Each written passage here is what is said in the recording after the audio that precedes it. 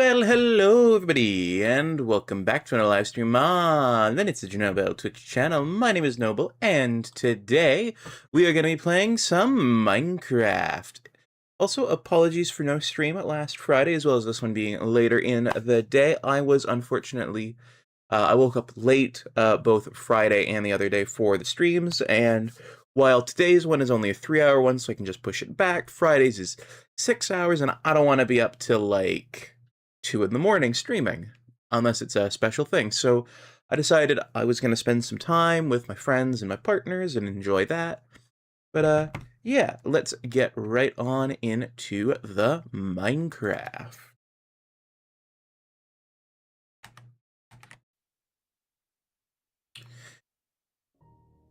And we are back once again to working on the item sorter thing.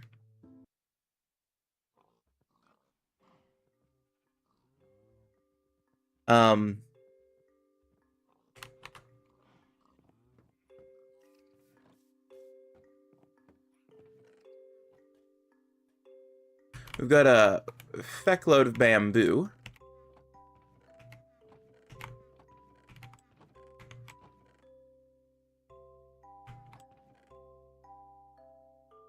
And honestly, I don't want that clogging up my inventory, but what I am going to need is tools. So, grab myself some wood. Some cobblestone. This I see Shrubber going live. We'll get loved on and supported, nerd. Aw, well thank you, Taz, and hello.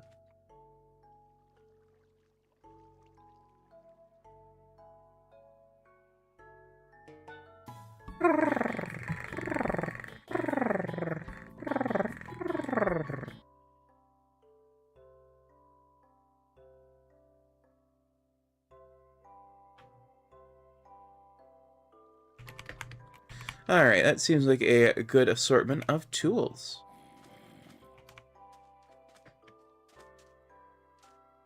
Now, we've partially hacked down the bamboo farm. Now, one thing I don't know about is how I'm going to deal with this panda.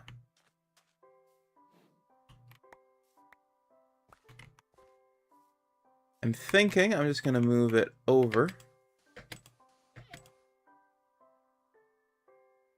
Yeah, that should work.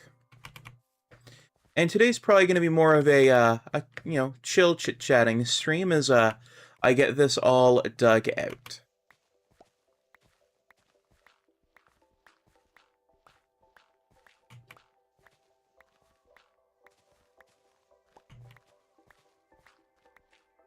One thing I have not yet done is watch the rails to see what the hell keeps happening with them. So I'm not going to start on construction of any rail system yet. I think probably this is going to all start off as a manual system. Ow.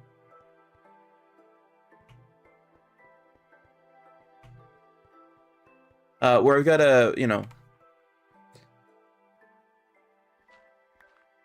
no, I know the time image isn't there. It hasn't been there for a while because this is all work in progress stuff.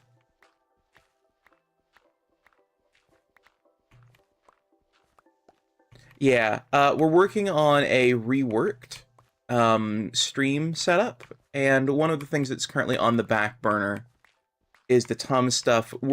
So me and Jensen are working on a new VTuber model for the stream. It's going to be a 3D render, and we're going to have a bunch of stuff 3D rendered up. New backdrop, stuff for the foreground, background, new transitions, things like that.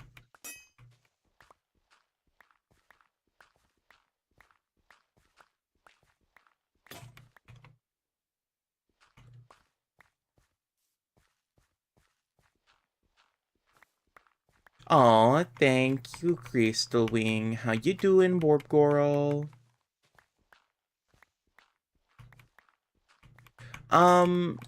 So this is a single-player world on Java Edition, not a server.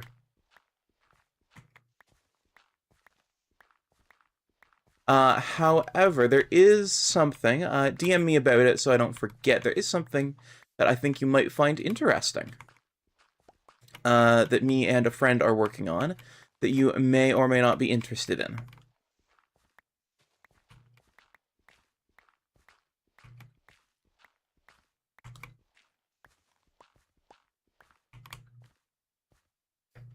Yes, it is, with lore.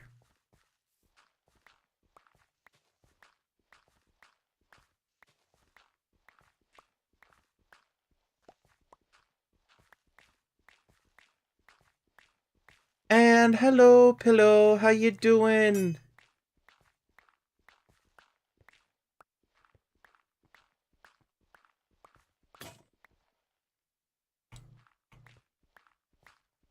Speaking of, Pillow, message me on Discord, there's something I need to tell you about.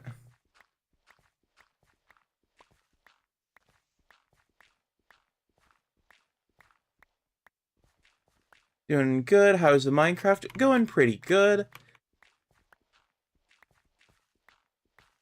Right now, I'm just working on digging out the area for an item sorter for what is going to be my forever world. I don't intend on scrapping it.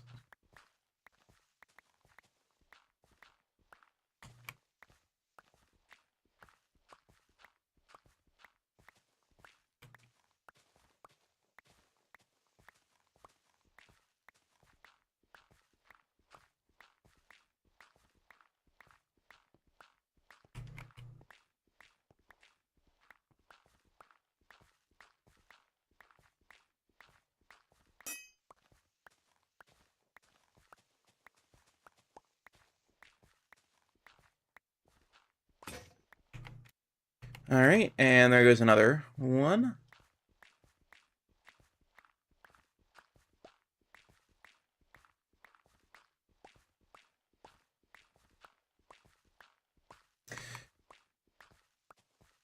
Yeah, so this whole area that I'm digging out is going to be where our item sorter goes, that we designed up in the last stream.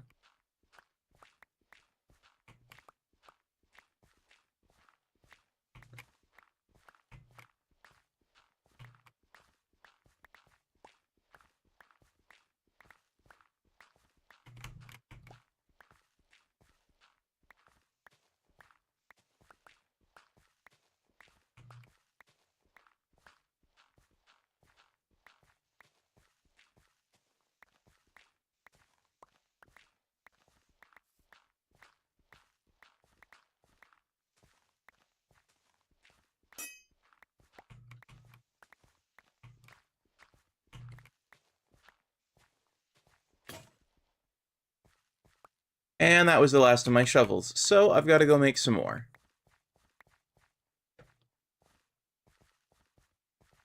And I think this is the update with copper tools in it, so if I've got some spare copper, maybe I'll play around with that.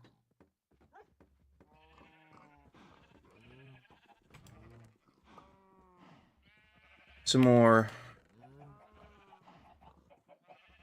spoons there. I got a bunch of old tools that I kind of need to use up as well. Just sort of loosely tossed every which way.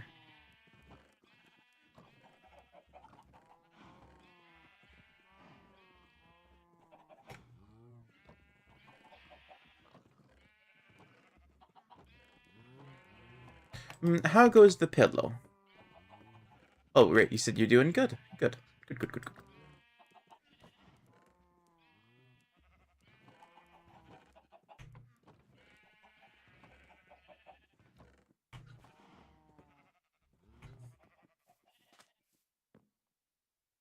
Alrighty, and I'm just gonna make the one, because I'm gonna need lots of copper for making the copper golems. I just want to see how good this thing is.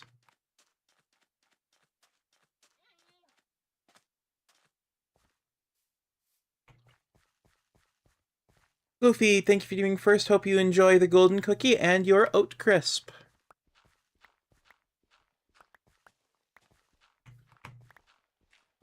Alright, this thing seems slightly faster than the stone. Floofy, thank you for the helm scream.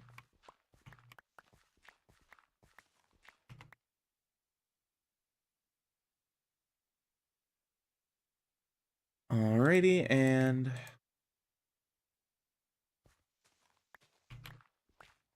But first we grab another. I can't hoard all the gold cookies. That's fair.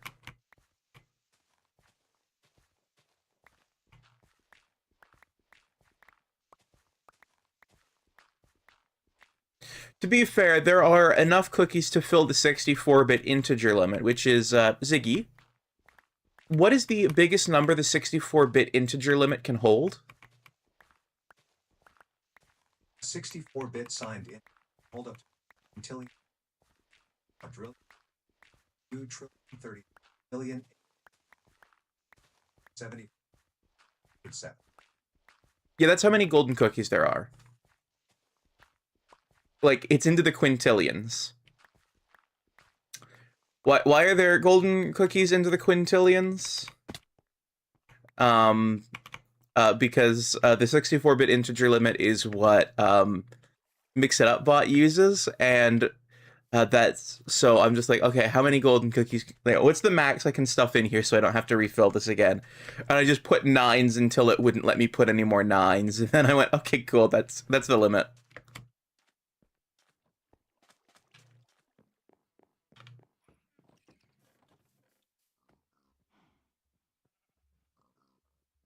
Oh, poor Floofy. Big hugs.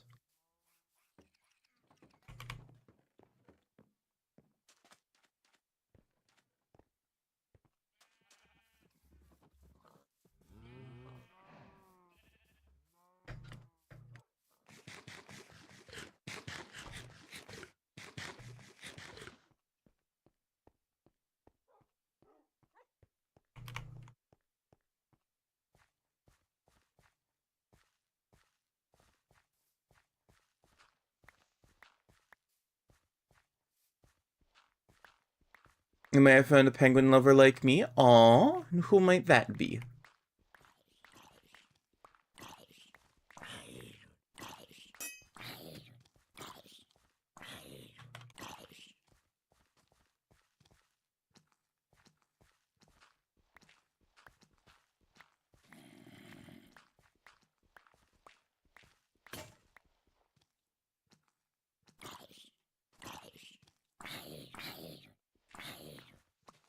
Ah, nice.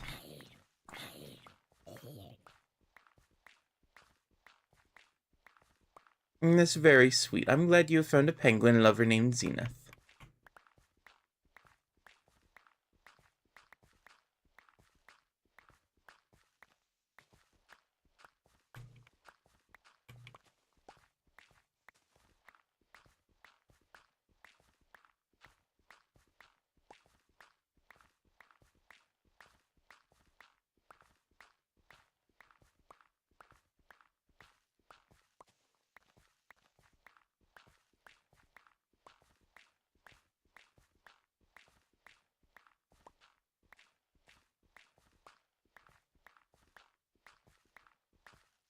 Aw, that's good. I am glad.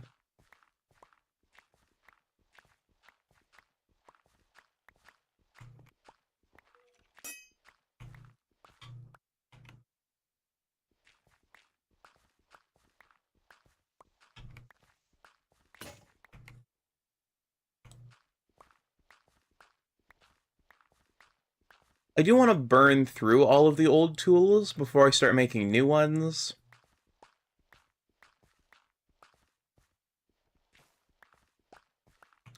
That's honestly part of the impetus for the sorting system.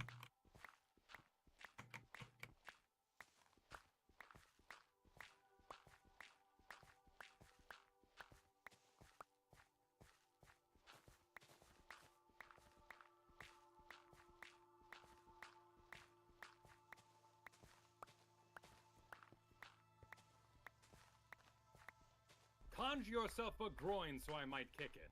There should be no groin kicking today. I know you want to kick, but you should not kick.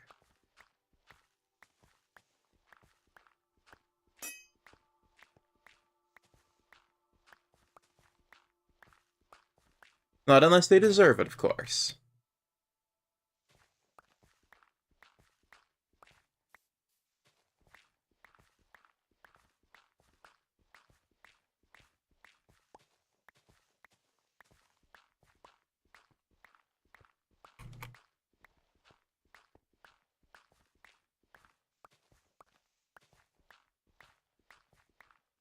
Medications rocketed a little. Like, in price? Like, they got more expensive, or...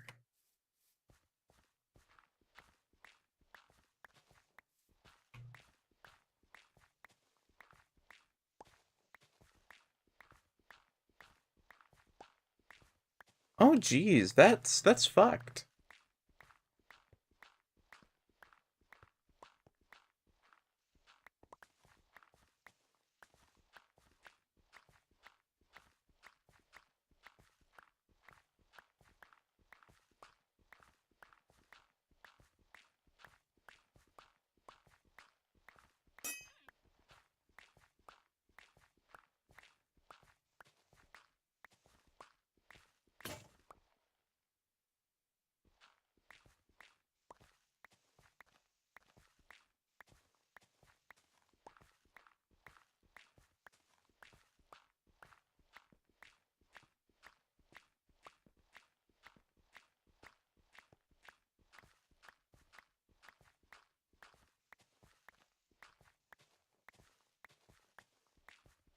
That is way too much.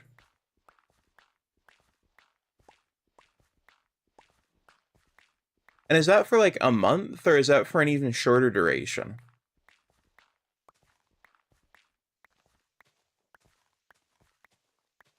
Because if it was like an every 2 weeks thing, that would be fucking insane.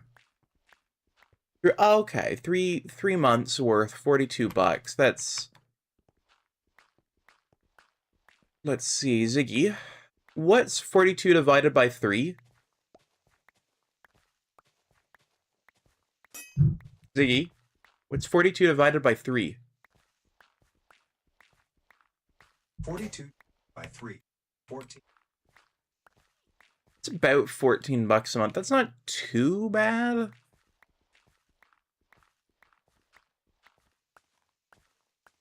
I spend about 40-ish bucks a month on my meds, all totaled.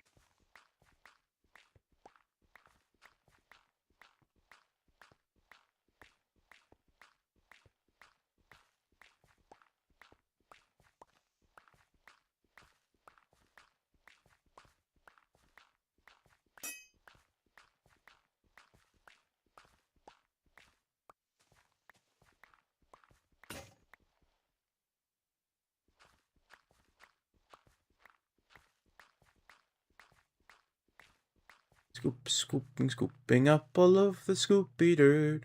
Scooping up all of the scoopy dirt. Scooping up all of the scoopy dirt, 'cause it needs to get out of here.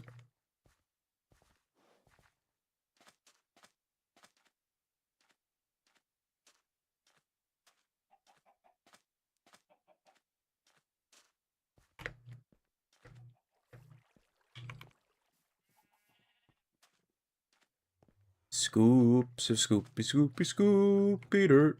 Scooping up all of the scoopy dirt.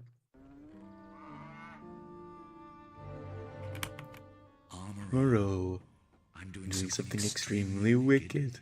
If you're You're nearby, nearby. Feel my presence. I love that bit.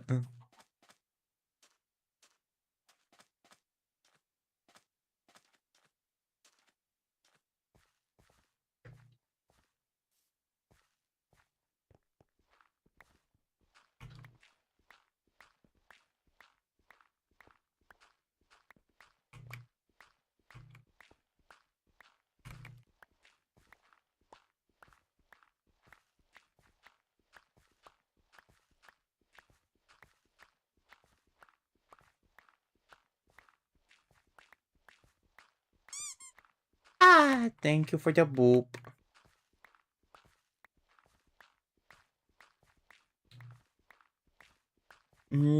Outside of the med stuff, how was your day, Crystal? Was work good? Was it bad? What's going on?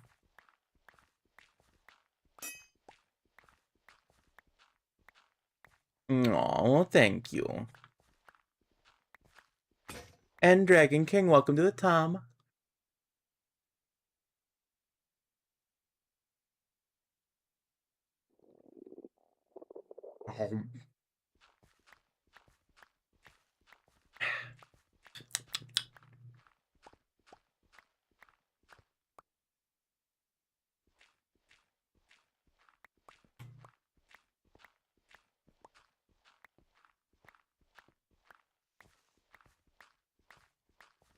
But, yeah. Also, Dragon Fox King, how you doing? I hope you're doing well. Also, just to let you know, I know you've liked redeeming the Book of not the Book of Questions. Book of Questions was replaced with This Day in History. But I now also no longer have the This Day in History thing. So it's going to be replaced soon with a Wikipedia deep dive, or rather 5-minute dive, where I get given a random Wikipedia page to go check out.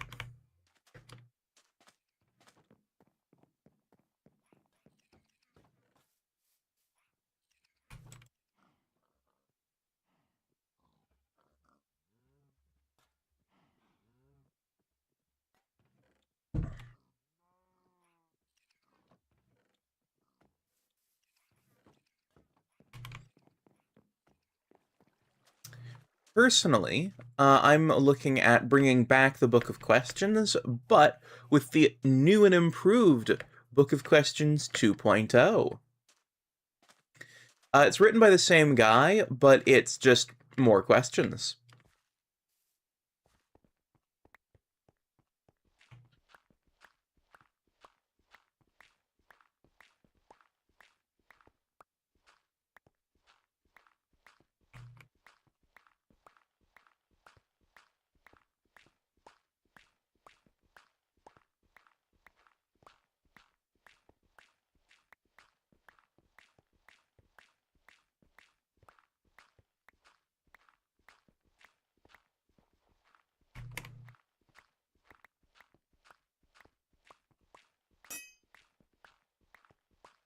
Alright, and the last of my spoons is nearing distraction.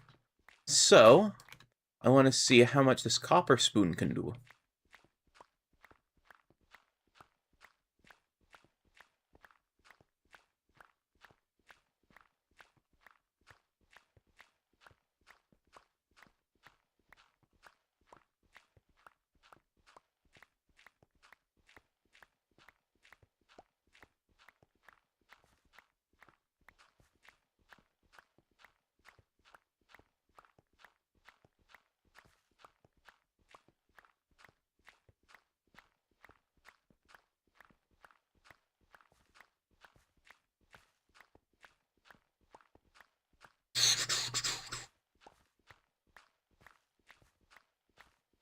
So,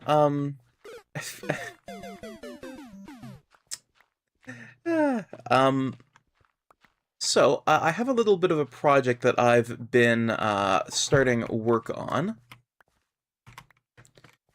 So, one thing that I have some amount of issue with is that copper spoon worked pretty well. Better than a stone one, I think. I'd have to put the two in a head-to-head competition, but I don't really feel like doing that right now. I'll just make another copper one.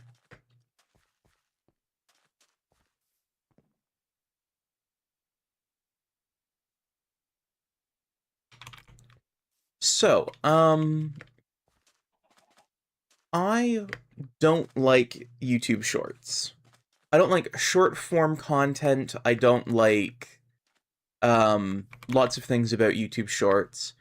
I've never gotten into TikTok, you know. I think there are some very funny, very interesting YouTube shorts, you know? There are ones that I get sent that I like.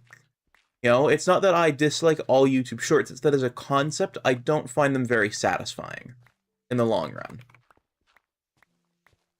And one other thing I don't particularly like doing is scrolling. Now, I've worked out kind of why I do it is either because I have time to kill, I don't know what I'm looking for, or some other factor. You know, I want to do something, I want to watch something, but I don't know what I want to watch. And so rather than not watching something, I will scroll until something seems kind of interesting and I'll put that on. And I don't think that's really a proper solution to the problem. So I saw an interesting video on my YouTube home page, just when I opened the app, which was someone resurrecting a cable-style TV thing as a little Raspberry Pi project. And I thought, that looks interesting. And so what you do is you take videos that you have access to, and you basically put them in there on a schedule of sorts. You set up when they're supposed to run, when they're not supposed to run. You can actually configure them right down to the date and the hour when they should run. Though it's actually capable of generating its own schedule from all the content that you put in there based on logical rules. It's not a black box algorithm like an AI. When I say generate, it's a very ordered algorithm that a human actually sat down and designed. And you can put in ads and all sorts of things like that. So what I'm considering doing is building myself one of those. So when it's like, you know, I've got a few minutes and I want to watch something, I can just flip to that, and it's like, okay, I can watch that for a few minutes. You know, if it's something that I find really interesting, I can keep watching it. If it's something that I'm not really having a good time with because it'll have the ad breaks and things like that, I'll have a nice natural breaking point to go, not really feeling it.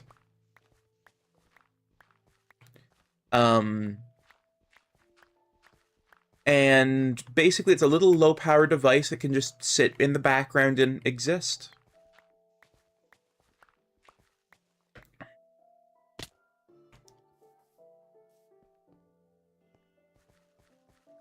I did not mean to fall down this hole.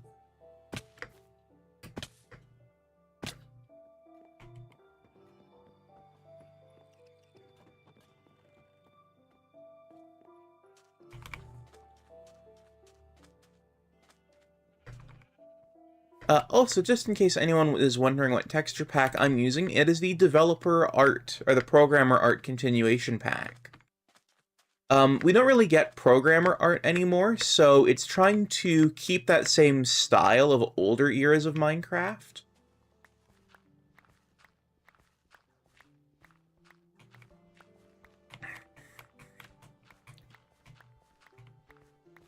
Taking inspiration from the way the developers used to do their developer art.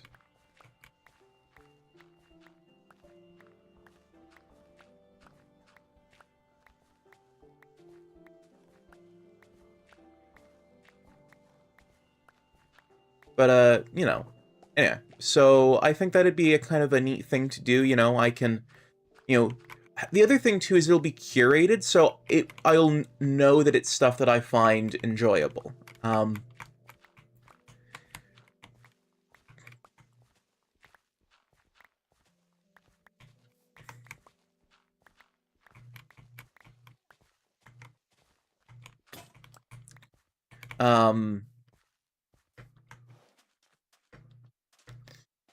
But yeah, that's the idea, is I can just set up that little device and have it hooked into the media network that I'm planning on building. So, very briefly, right now, I'm walking away from my crafting table. Right now, I have a media setup that I'm not really a fan of. But I am thinking about reworking the way everything is laid out. along with a room reno that I'm thinking about doing.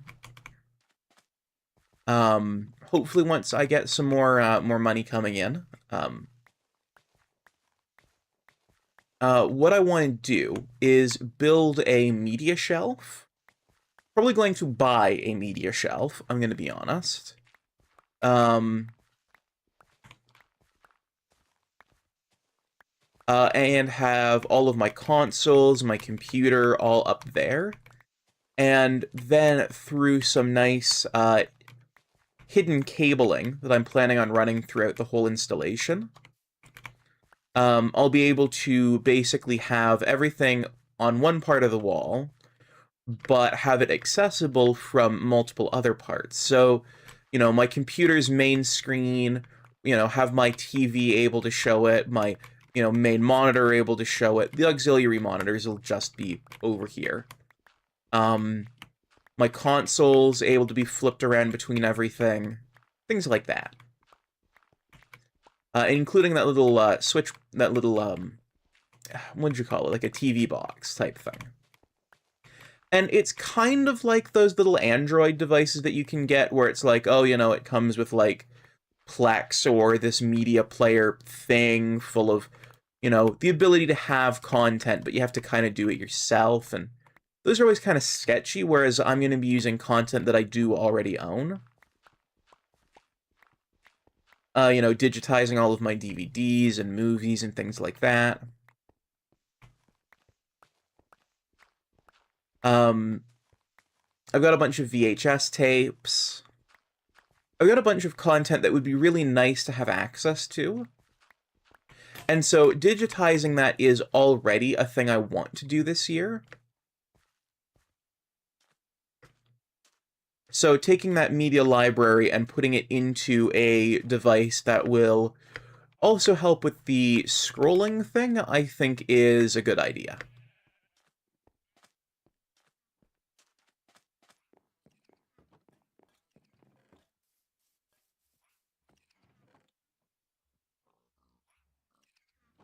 The other thing that's kind of nice about the box thing is you can set up channels. And hello, how you doing, Warlio Wetslan? I'm not quite sure how to pronounce that name, but welcome into YouTube. Or welcome onto the YouTube side of the stream.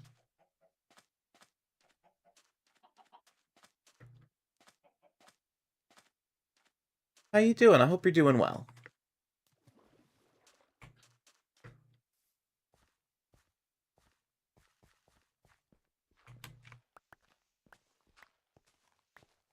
I'm doing all right.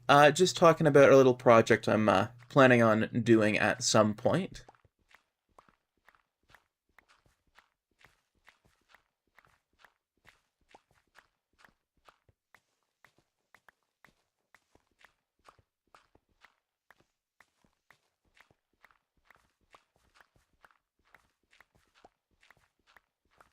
But yeah, so I'll have all of my my media all nice and stored there, and then the nice thing about that little project box, the Raspberry Pi based TV box, is you can set up little channels for it, where it's like, you know, this has this stuff and this has that stuff, and you can set it up. So I could have like all of my Star Trek, Men in Black, Star Wars. Yes, I am. I could have Gundam, I could have all sorts of the sci-fi stuff on one channel. I could have, you know... Ah, Riley, thank you for the head pats.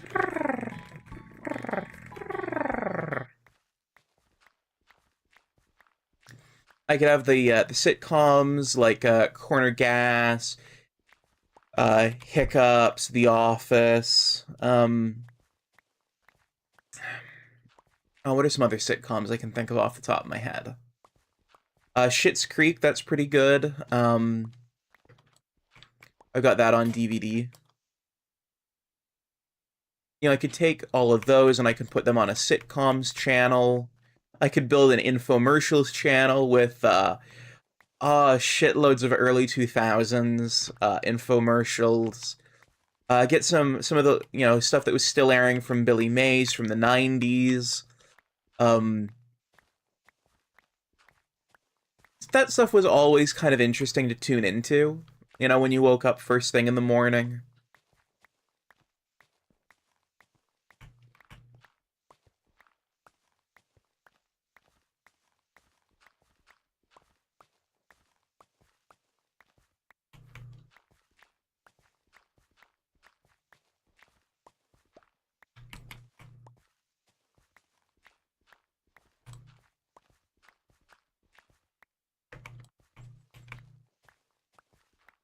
But, yeah. Brawlu, I am a femboy. But I did also want to finish the thought there about the little project box thing.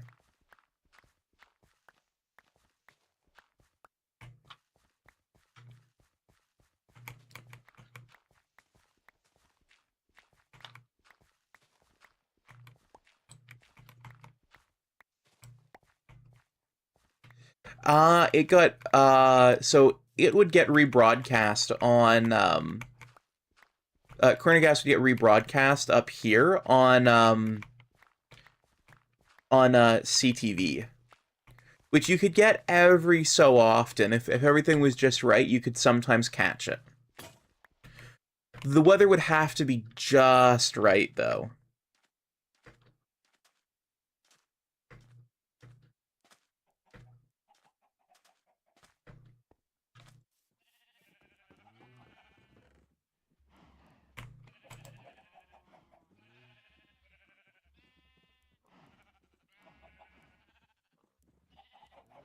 And there goes my copper. Did I put something in here? Where the fuck did this cobblestone come from? There we go.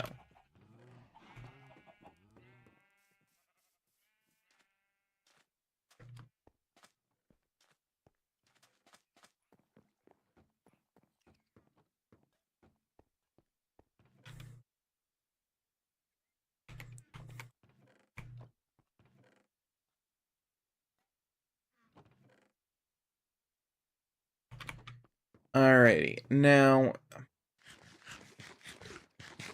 Is it that we're out of bamboo, which is my guess at what it is, or is it that we're out of kale, or kelp, not kale? Okay, we've got plenty of kelp, it's the bamboo we're out of. That's a little restock of it. Playing on a PC or console? I am playing on PC. And it is not interesting gameplay. I am literally digging out a pit. But thank you.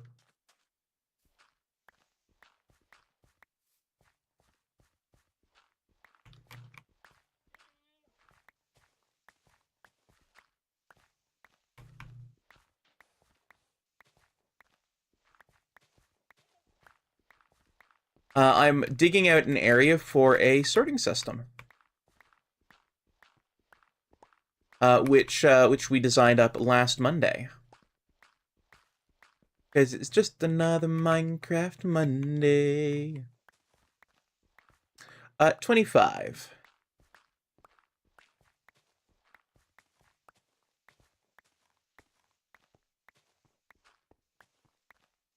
Another Minecraft.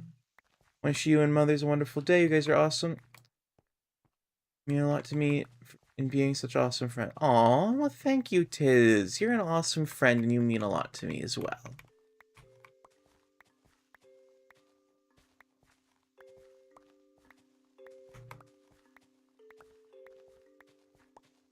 Aw, thank you, Tiz.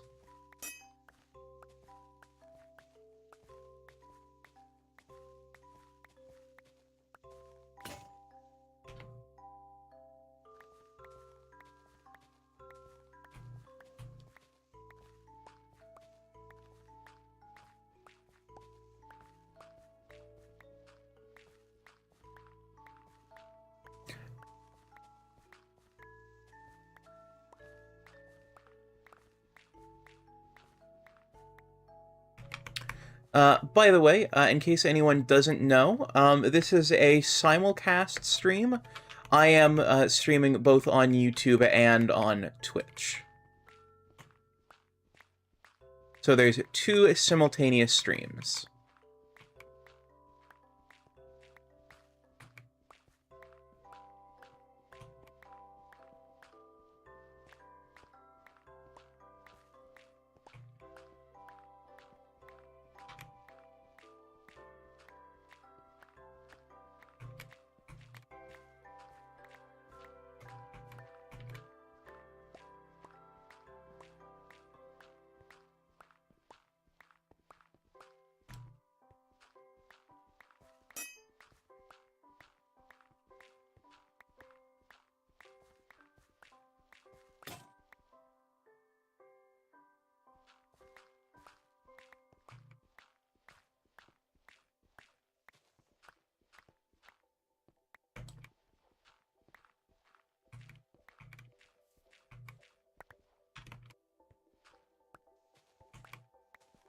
Alrighty, let's get this all mined out. I mean, I suppose that's what I'm already doing, but, you know. Just vocalizing internal thoughts.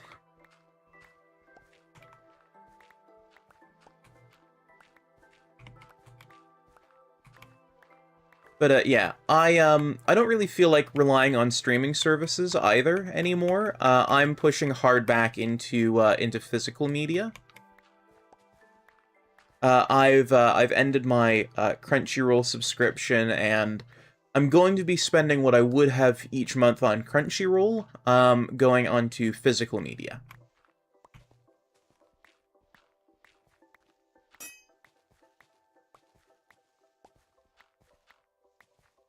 I am a Canuck.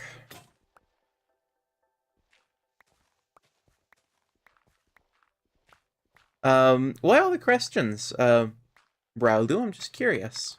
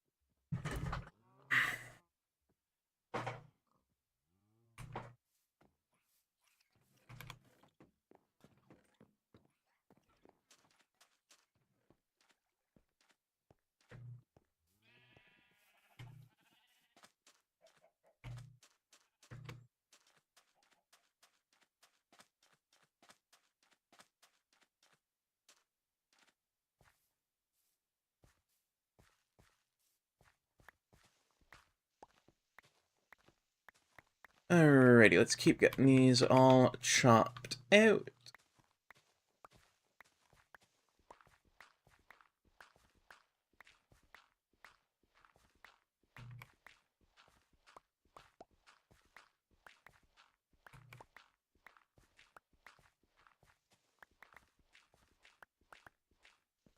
Yeah, digital media,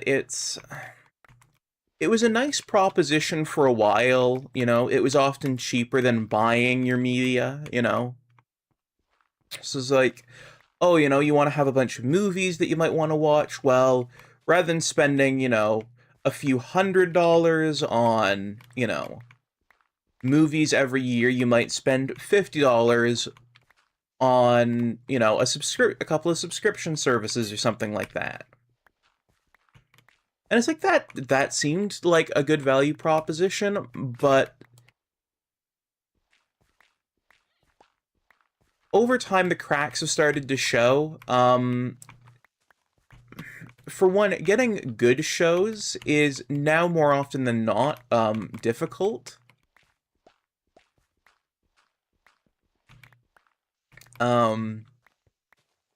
A lot of good shows will get canceled because, like, back in the days of a TV network, right?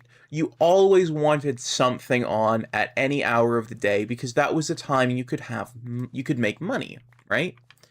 And so shows that weren't particularly popular but had a decent following could maintain, you know, budgets, and they could be sustained for a few years, finish up their stories, and be really nice things. They could become pillars of the TV industry on the backs of viewer ratings because there were enough people at those times looking for something. But because streaming has literally everything all of the time, and it's not, well, we need something to fill our prime time slot, or we need something to fill a this time slot or a that time slot, you know? We don't need something to air at like 11:30 at night on the Sci-Fi Channel. You're not gonna get, you know, weird, niche, nerdy videos not videos, series anymore, you know? That's where your Stars Trek, your Babylon's 5, your... I'm not gonna pluralize the rest of them, that's kind of silly. But that's where a lot of pillars of the modern media landscape come from. It's where Flash Gordon saw long-term syndication after it was out of theaters, which helped inspire Star Wars. You know, it's where so much of the media we love these days existed, you know? The Office was a semi-prime TV series, a semi-prime time TV series.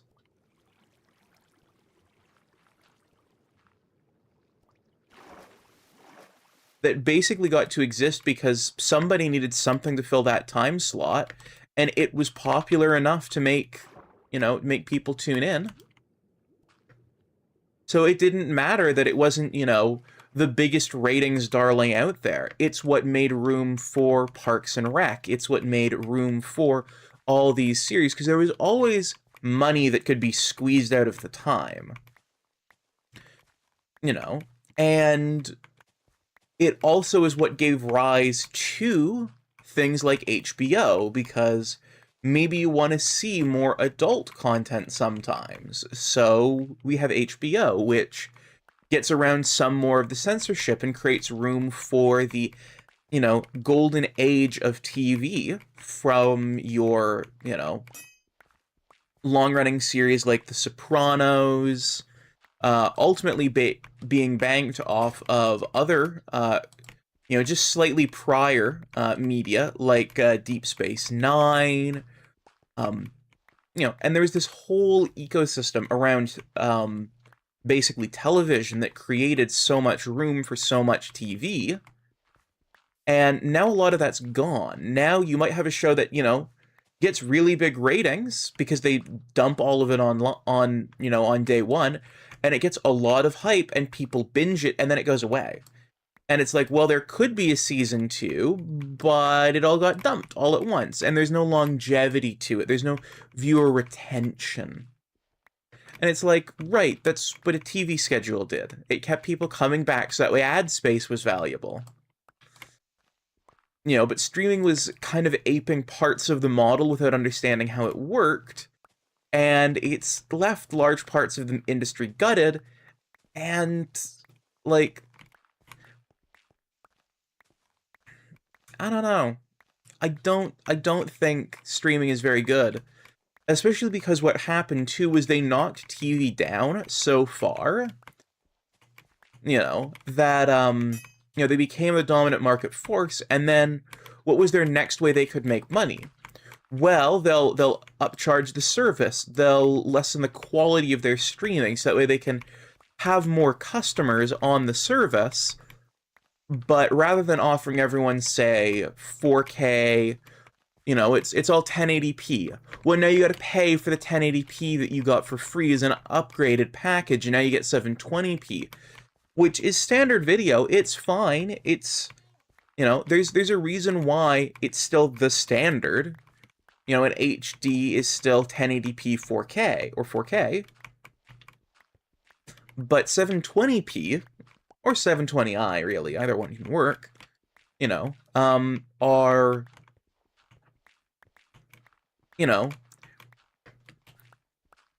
TV was already doing those. And streaming carved up more and more and more of the market.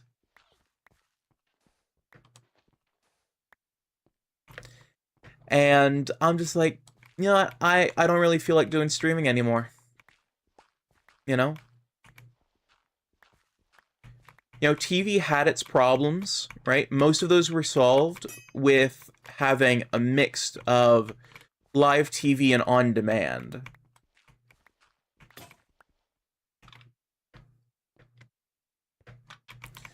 Or through owning a DVR of some sort.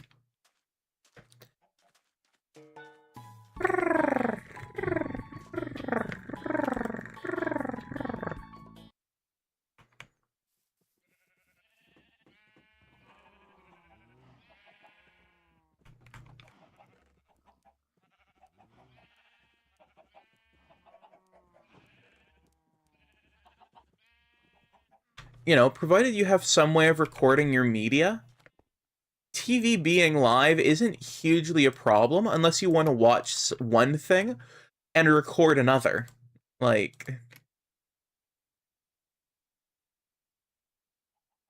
Okay, so the way streaming fundamentally works is you have a company like Netflix, and they have a bunch of shows that they have paid for the rights to, well, stream. Then you hop onto their website and say, you go in and you basically tell the system, I would like to see this. It checks to see if they have it, and then your computer and their computer talk at each other, and you get the information. Your computer gets the information from them, and it decodes it into a video feed. And that process of getting live data from one thing and rendering it as fast as you can get it is called streaming. And it's actually how a lot of really useful technology works. It's actually not different from the way a live TV broadcast worked, in that, your TV was hooked up to, or was, listening to a broadcast and taking the signals it outputted and rendering them into a live feed. Now, one of two things could be done. This could either be done over a cable, hence cable, and then you're not listening to a broadcast, you are paying for a subscription. So someone from their company comes out, runs a cable into your house, puts it into a box that can essentially decode that signal, and there you go, you've got TV. Then people figured out that you could actually use the same kind of encryption methods for broadcast signals. And so some companies started airing encrypted TV on broadcast, which is basically where a big antenna uses some amount of the bandwidth that air can hold for data transmission, and shrieks, basically, out across a particular bandwidth that they've bought the right to use from the government, and you can have a little box that sits under your TV and decodes it. Now, the thing is, any amount of encryption method is eventually crackable. Especially if it's intended to be decrypted by another device. It will follow a logical pattern. So there were a lot of people who found ways to have this feed without paying for the service. Either someone would be moving and they would buy the box off them, and that person didn't know that they weren't supposed to sell the box, or people figured out how to reverse engineer the signals, or whatever. People eventually found methods through different means of acquiring access to these signals, and so every so often, the encryption method would have to change. With streaming, things got easier, because rather than you know, having to barf out signals over open airwaves, and theoretically anyone who could listen out for those airwaves could access them. It was suddenly, oh, well, you know, we've got this network infrastructure, and your computer can, you know, message our server, and we can have actual security that can detect whether or not you should be able to access our content. And, you know, and so once that happened, then it was like, okay, well, now that this thing can check to see who is and who isn't supposed to access the content, then you've basically stopped the old radio piracy, where someone could just listen out for the networks they wanted. Now, calling it piracy, to my mind, is a touch silly, because piracy is the crime of theft. All this is listening, basically. You know, you're not stealing anything, you're just listening out for a broadcast that exists, which is perfectly legal, and decrypting it, which is perfectly legal. All of the actual steps of it are technically legal, which is why it was kind of hard to stop people from doing. Companies would regularly try and stop it, but ultimately it was easier to basically try and prevent it without using the law as a bludgeon. But streaming basically put an end to that.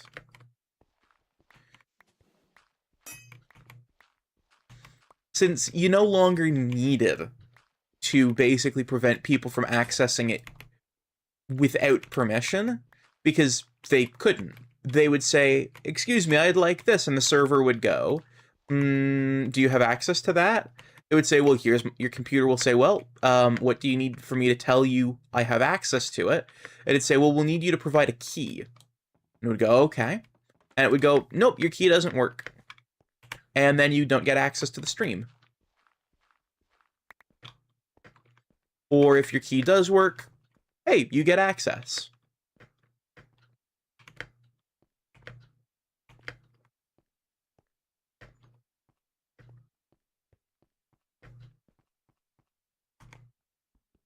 You know, the technology is rather rudimentary, but it is basically like having a guy standing at the door of the establishment. He goes, you know, do you know the password? And if you don't, he goes, sorry, move on, and kicks you back out. Or he doesn't let you in. And I think it's a rather clever way of solving the problem, but streaming writ large has done, I'm going to say, irreparable damage to the media landscape. I say irreparable. It might be repairable, but I don't know.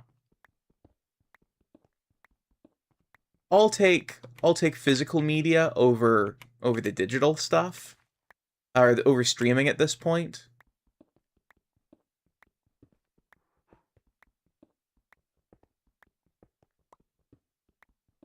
Things like Twitch aside, Twitch and YouTube, those are nice. Those are basically the best version of streaming. It's just basically public access TV.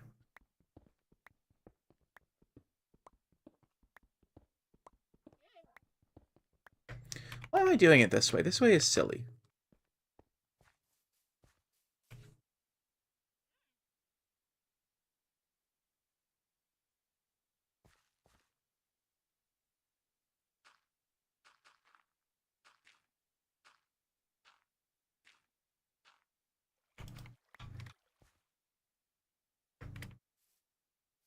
Should be doing it like this.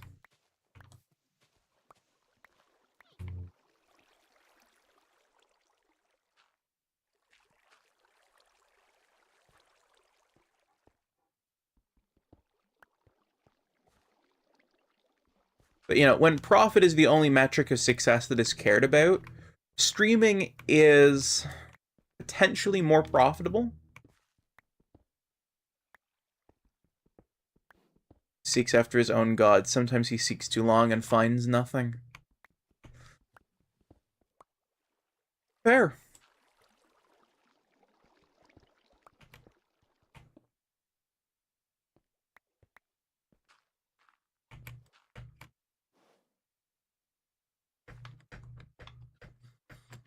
I'm of the opinion that, you know, seeking profit as the main method of success, or the main metric to gauge success, I should say, is a rather, it's a method rather filled with pitfalls and perils.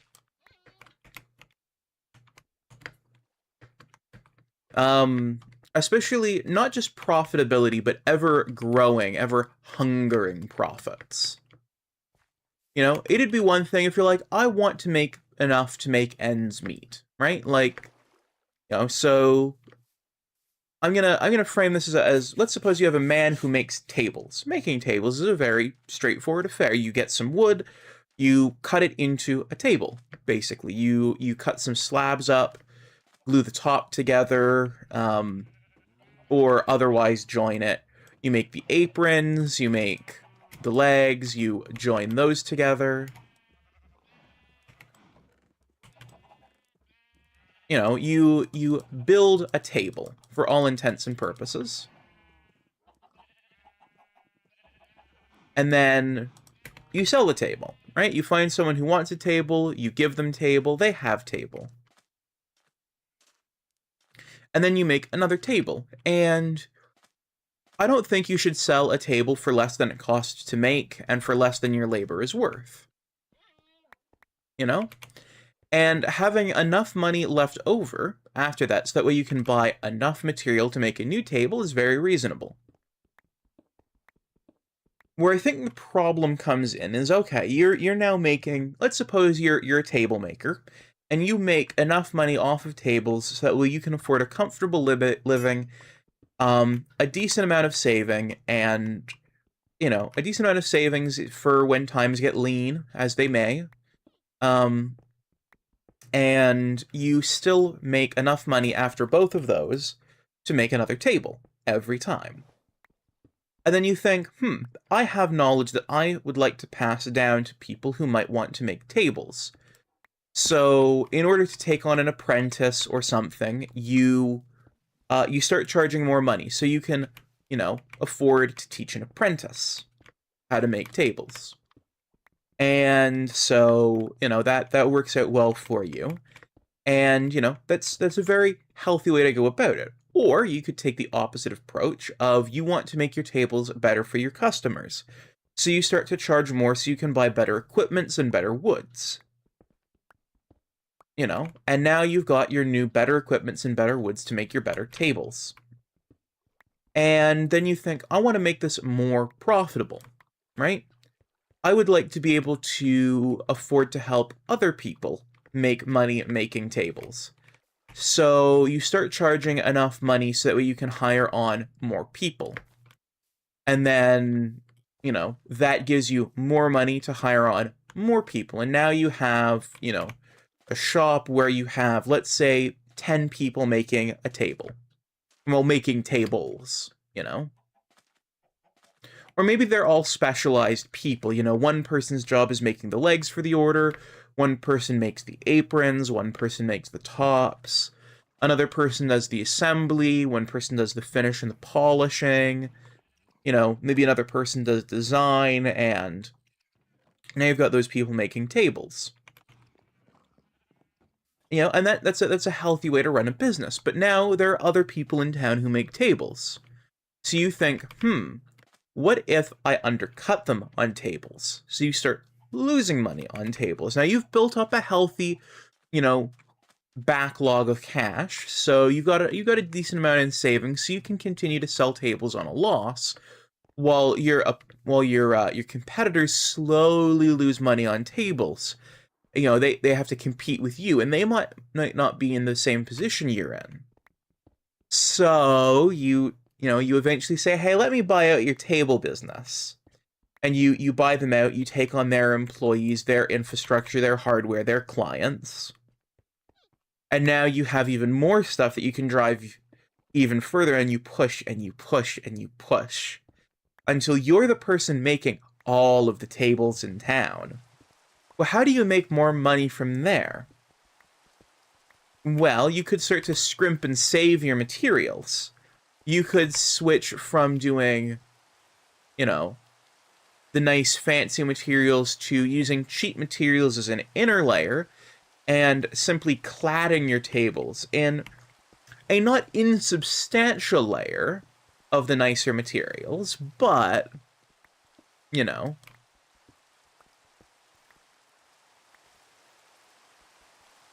And maybe the tops are veneered.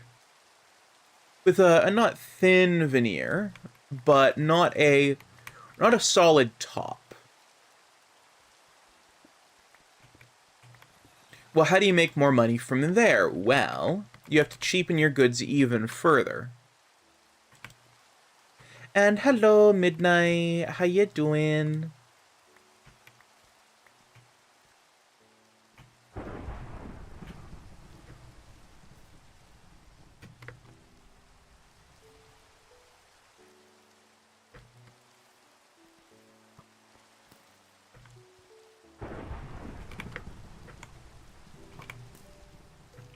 Okay.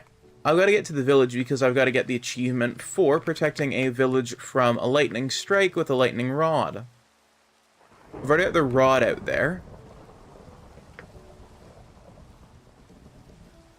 You fed a panda cake yet? I have not.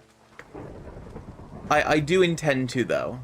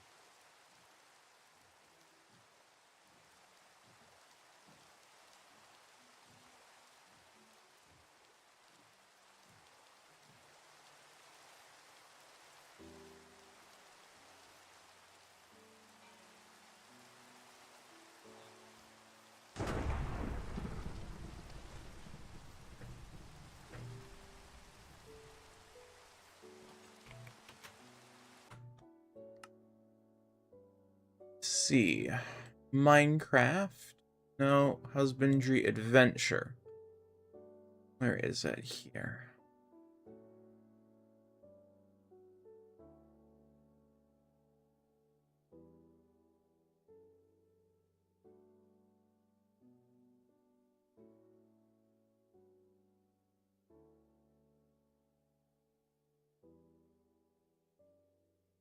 Picked a villager from an undesired shock without starting a fire. Ah.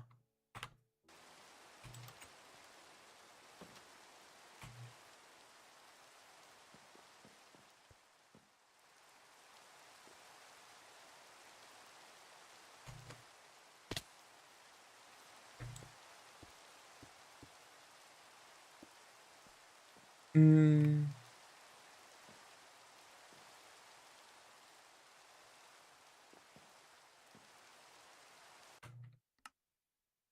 Okay, so Surge Protector.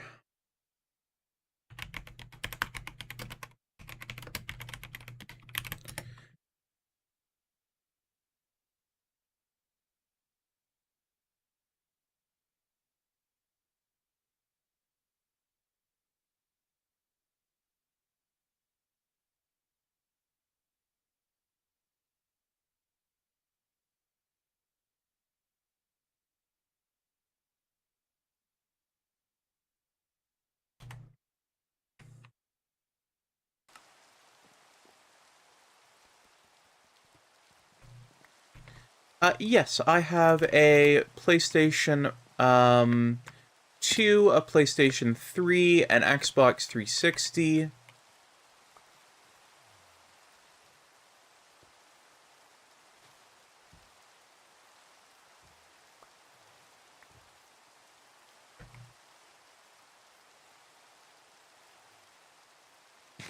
A Nintendo Switch, a Wii, a Wii U.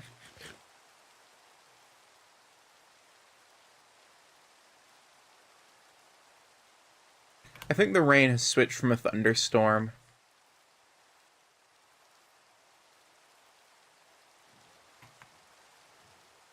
Just normal rain.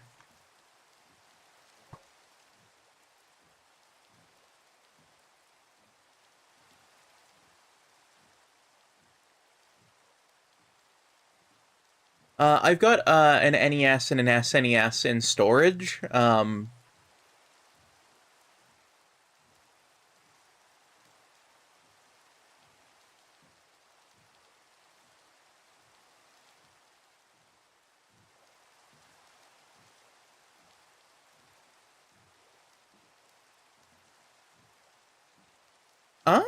Nice.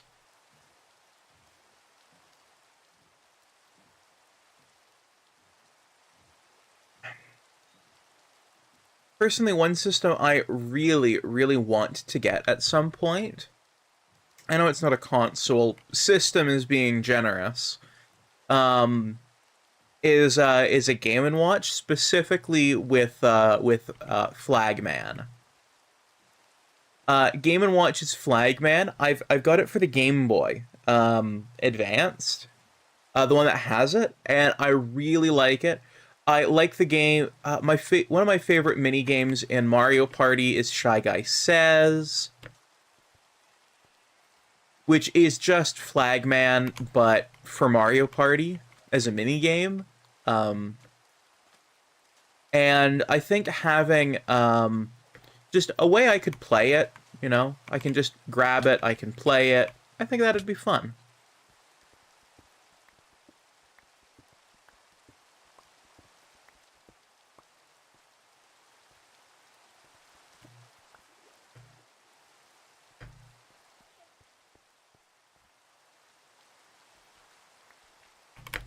You know, I could absolutely see it being part of my my EDC.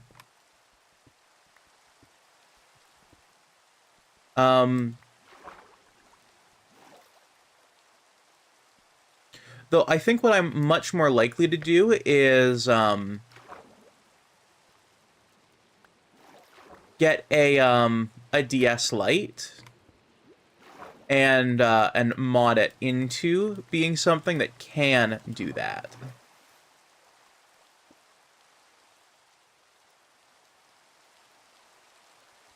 Okay, maybe this was a less than ideal spot to build it. It was Nintendo's handheld before the Game Boy.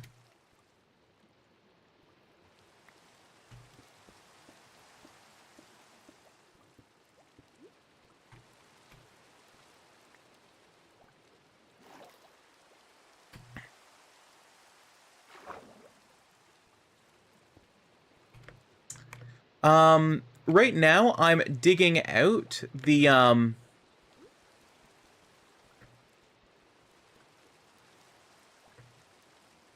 shit, I'm gonna...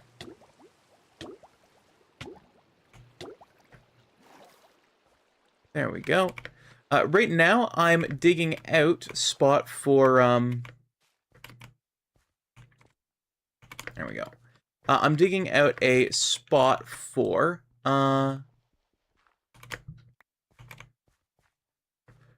my copper golem sorting system, because personally I want to make it look nice and pretty and have it all like built into a structure, and I kind of want to sink the entire thing underground. So there's like an underground warehouse facility type deal. And I've not finished, but I'm getting close to having dug out all of the dirt for it. And then I'm going to start making my way into cutting out all the stone for it.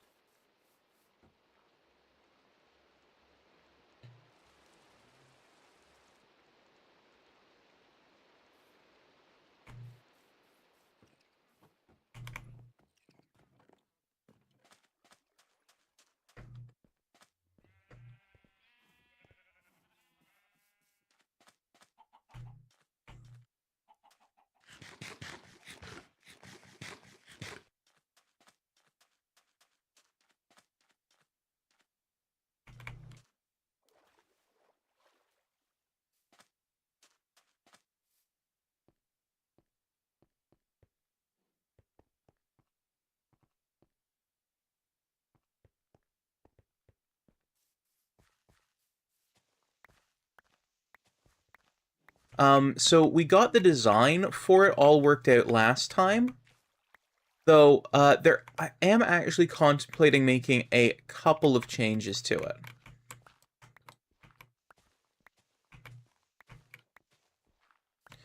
Nothing huge.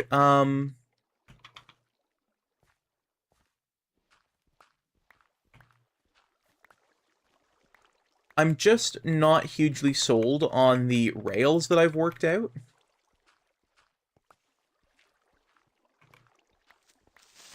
Shit.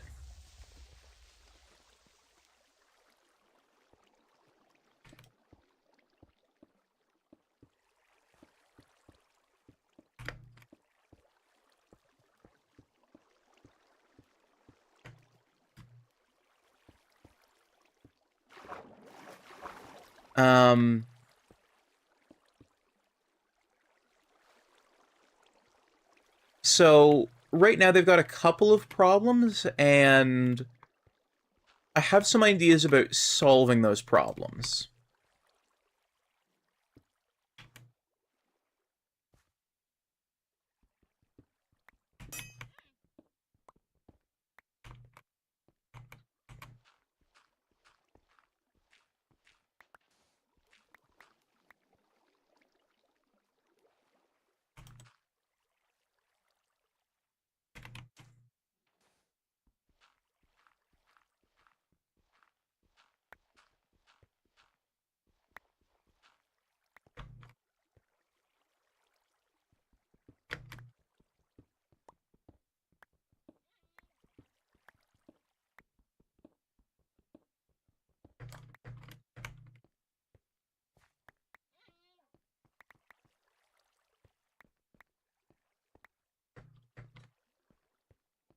Alright.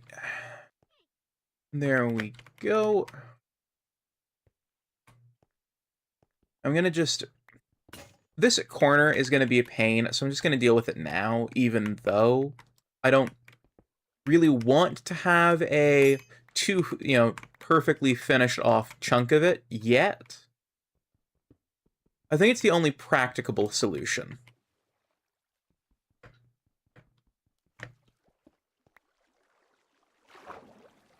Practicable? Is that a word? Feels like it should be. Practicable. Ziggy, is practicable a word? Yes. Applicable, definitely word. It means something that can be. Okay. It is a word, and I used it in the right way. Cool.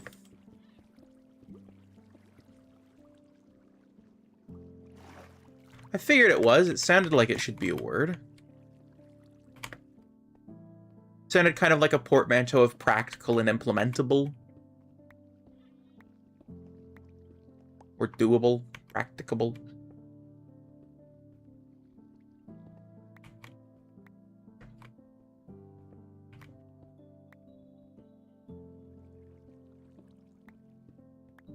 But, yeah.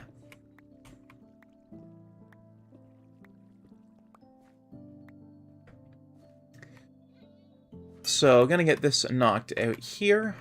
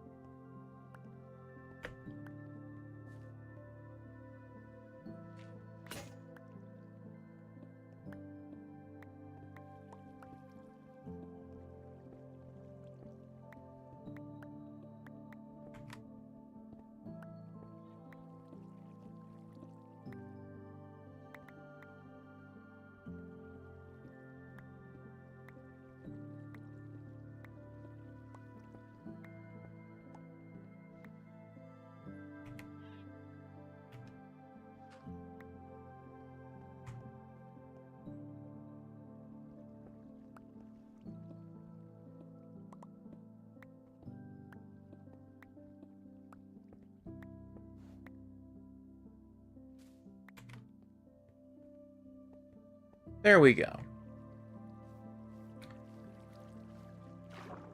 I think I may have accidentally picked potentially the worst place to do this project, because there's a whole bunch of hollow spots right under this. But oh well. I've already committed to it.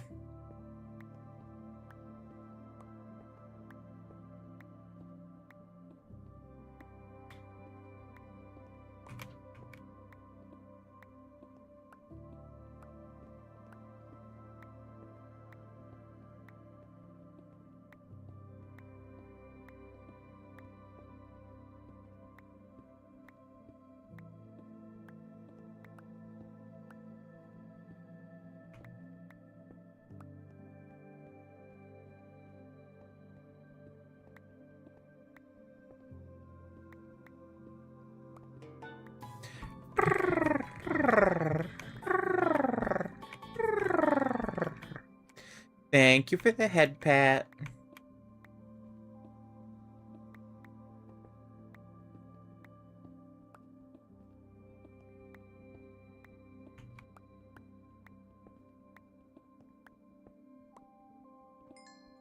My only console that I play regularly is my PlayStation 1. I rarely play the others. 90s were a pretty good time. Ah, they were just before my time. And what's your question? Tiz and Gingy, thank you for the head pats.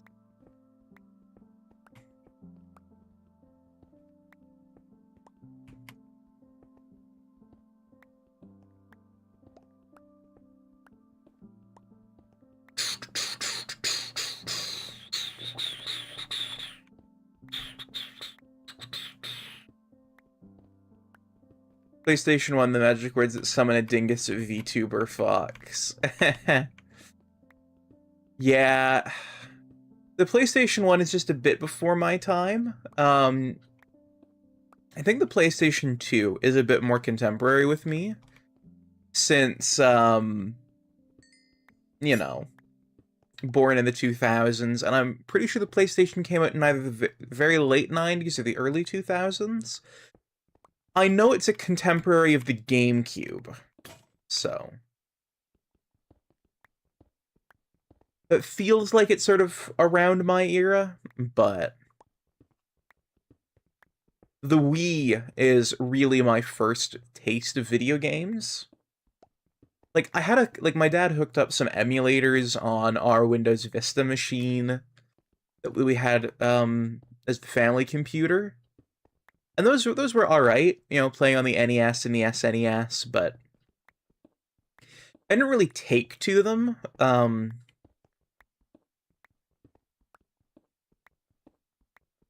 wouldn't mind doing a little bit of that, if you're still up after stream.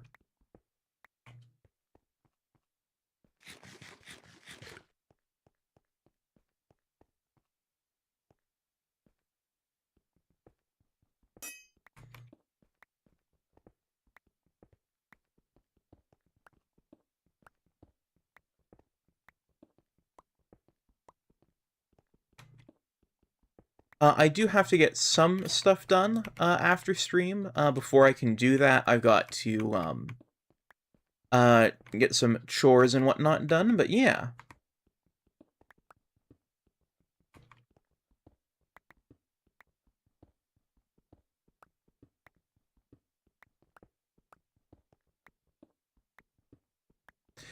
Well, I would not mind some super credit farming either.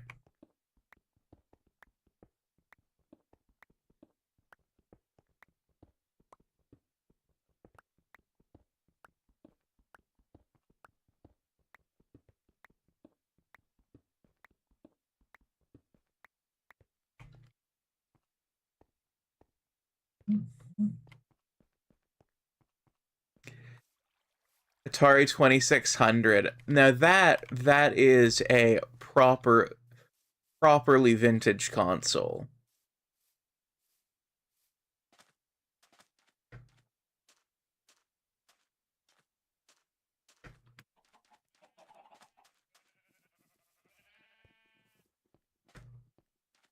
And I think a really good one.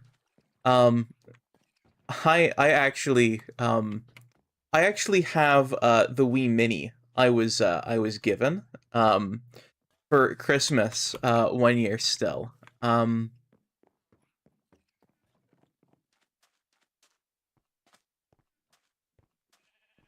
It's an excellent little console.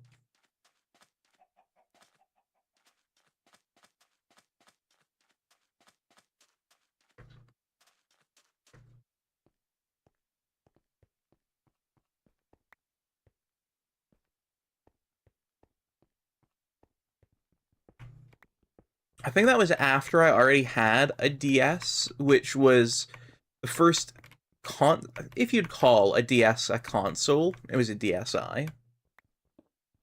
Best way to grind them in the best way, so I'll tell you when you're able to play. Okie dokie.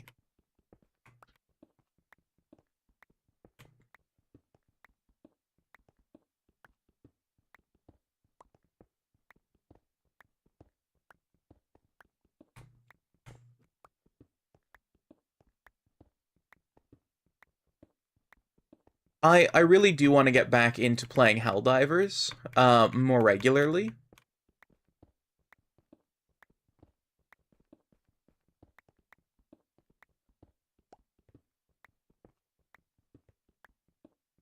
Because I really do enjoy it.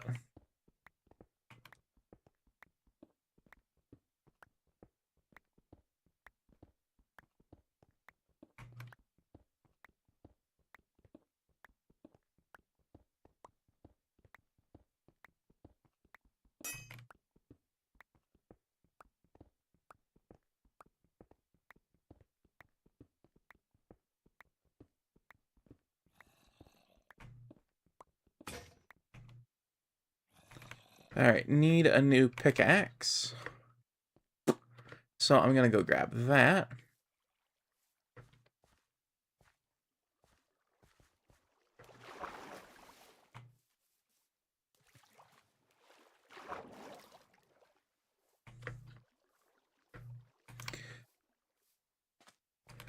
Oh, I forget. Tempest, I think, is the name of it. That's probably my favorite of the properly old or vintage uh, arcade games.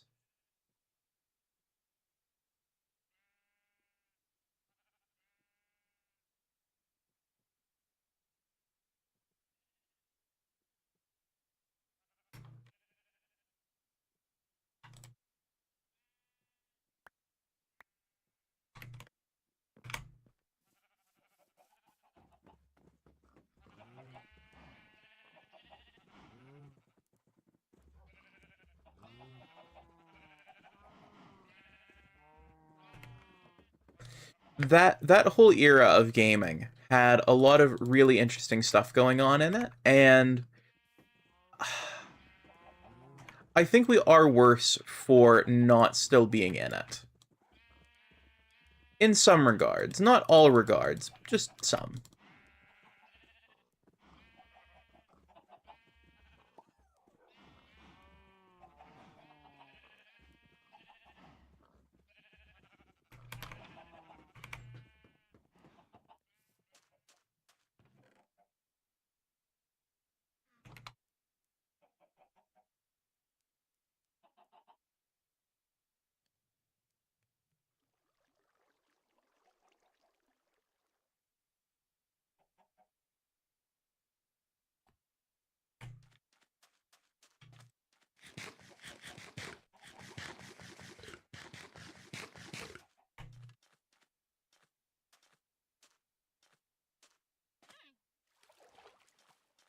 Hello, panda.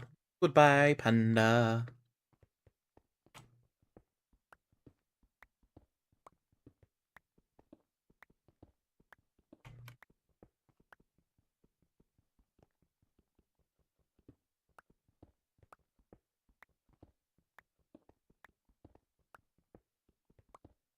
Now, that's some surface lapis.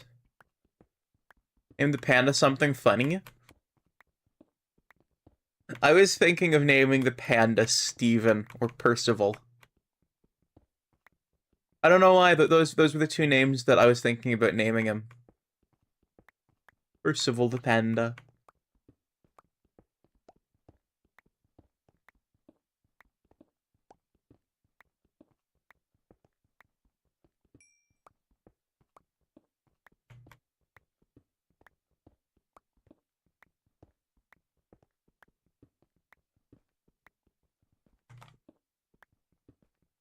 Jack would work as well. Why would Jack work? I think thinking Percival because alliterative, you know, Percival the panda. You know, we'd go well with a Harold the horse.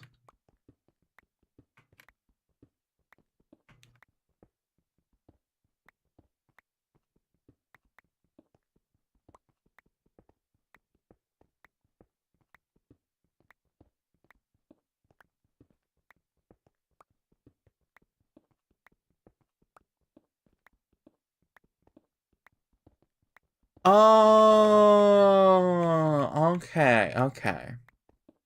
That makes more sense. Yeah, Jack Black is Kung Fu Panda. Okay.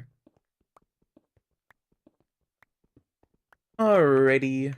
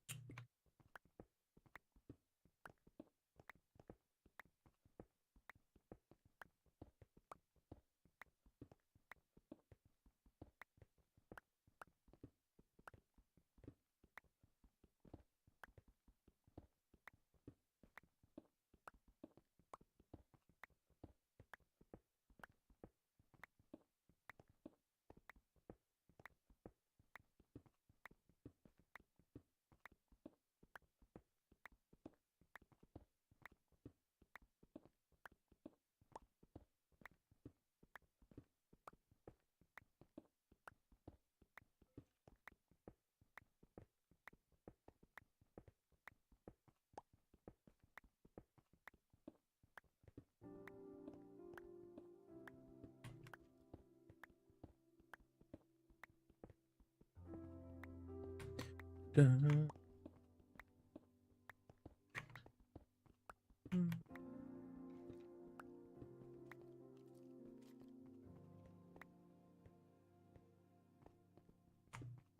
I really love the music of Minecraft. It's so cozy. It takes me right back to being a kid every time I hear those quiet piano lines.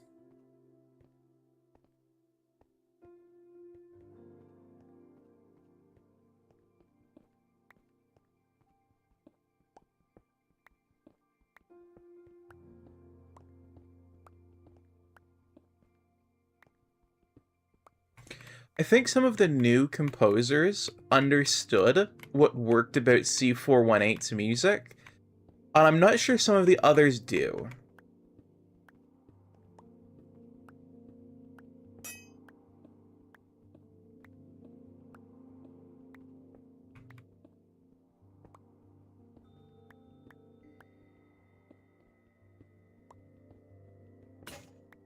Like, I don't know if this track is one of C418's off the top of my head, but assuming that it isn't, right?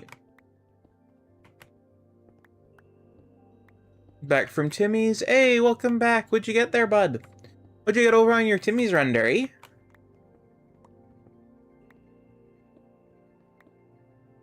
Get yourself a double, you know, a 10 or a Timbits or some ice caps or something like that there. Or go more for like a French vanilla, get yourself a bagel and cream cheese, you know. Proper more breakfast stuff, you know. Did you get one of them new fancy wraps that they got there? Medium mocha ice latte. Nice.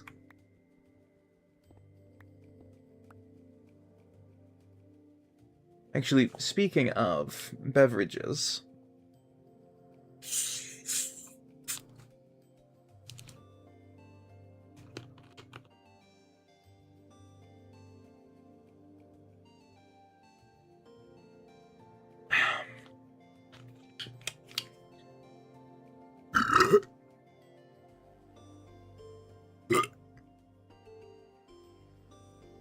well, they've got the chicken lime cilantro thing. They've got the veggie one.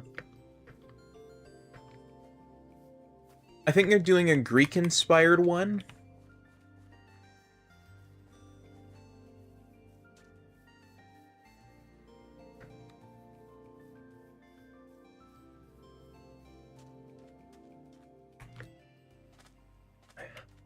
Can't wait to hear someone from where if they do do a Greek-inspired one, which I hear that they're doing.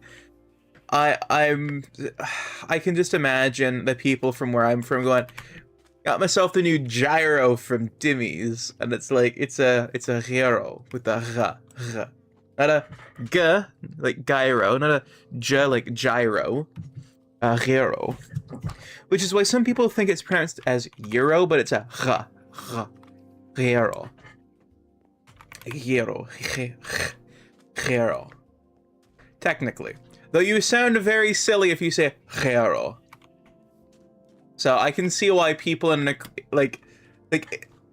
there's a fine line between pronouncing the name properly and putting on the accent to do it. Like, English doesn't have the sound in it.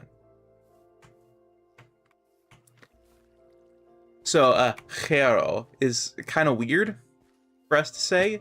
So I can absolutely see why the could become a gyro, or a gyro, or a gyro, or a gyro,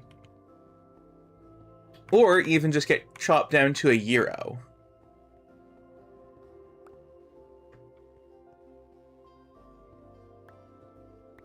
Like, any one of those makes sense. Because English just fundamentally lacks that vowel. Or that, not vowel, but that phoneme.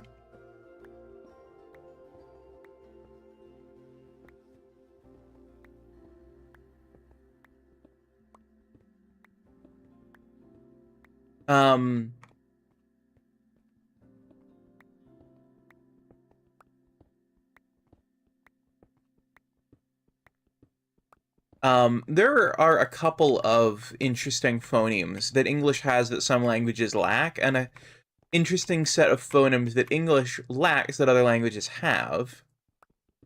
Tried the new chocolate pistachio ice cap, and it's a normal ice cup with pistachio topping. Didn't really like it. That's fair. My guess is it's trying to tap into that Dubai chocolate thing. I don't know how pistachio tastes, so maybe it was supposed to taste bland. Okay, pistachios have a... how do I put it? Sort of like a... they taste the way you'd imagine, say, like, moss would. They've got, you know, sort of... they've got a nice flavor to them, but it's an earthy flavor. And I think against an ice cap, which is a dark, rich flavor that, you know, slightly vegetal, earthy, and mildly sweet flavor of a pistachio kind of gets lost and would leave it tasting rather bland, especially if you sweeten it. Pistachio can work when sweetened, but you really have to concentrate the pistachio flavor to compensate, because otherwise it'll just end up obliterated.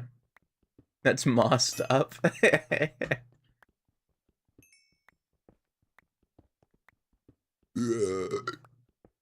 Well, it was my pun. And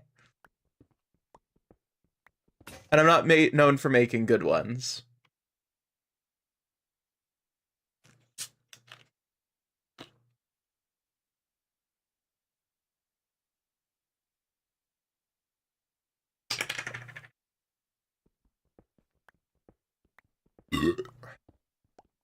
Well, thank you. I'm glad you do.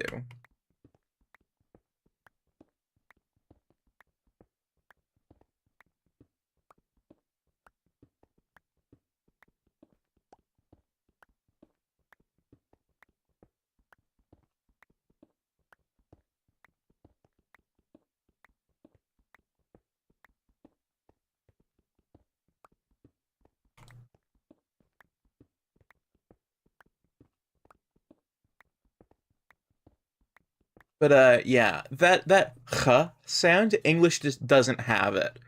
We actually used to though, which is why a lot of those things have been written as G's, because it's the same because the OUGH in through used to be through. In cough, it was koch, and laugh, it was lach. Um, in hiccup, it was hickoch, right? It was that sound. So anytime you see the OUGH, and you're like, what is this sound supposed to be? Try saying the rest of the word with the h, and then go, what would that make sense in modern English for the rest of the word around it? So if it's like, go through, so it's throch. Well, throw, that doesn't work because that's a different English word. So maybe it could be, broth. That really isn't an English word. So maybe it's through, banking on the, way the air slips through as you do it, Maybe it's a koch, where it's relying on the as it gets pushed forward, like a cough pushes forward.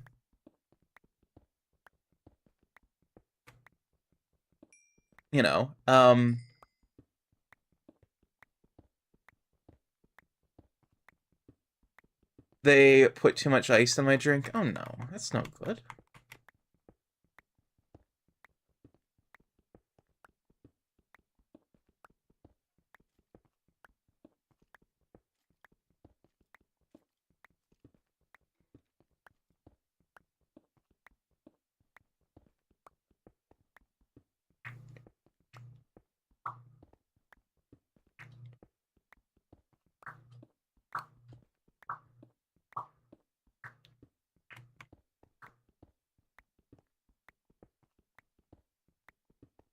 Old English really is funny and interesting, and it's slowly evolved, and sometimes the spellings got locked in before the pronunciations. Well, pronunciations are never locked in.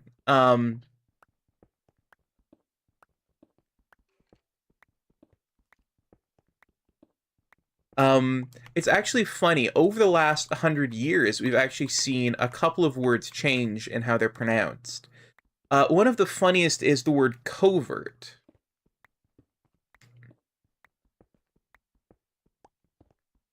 So the word covert is not related to the word overt.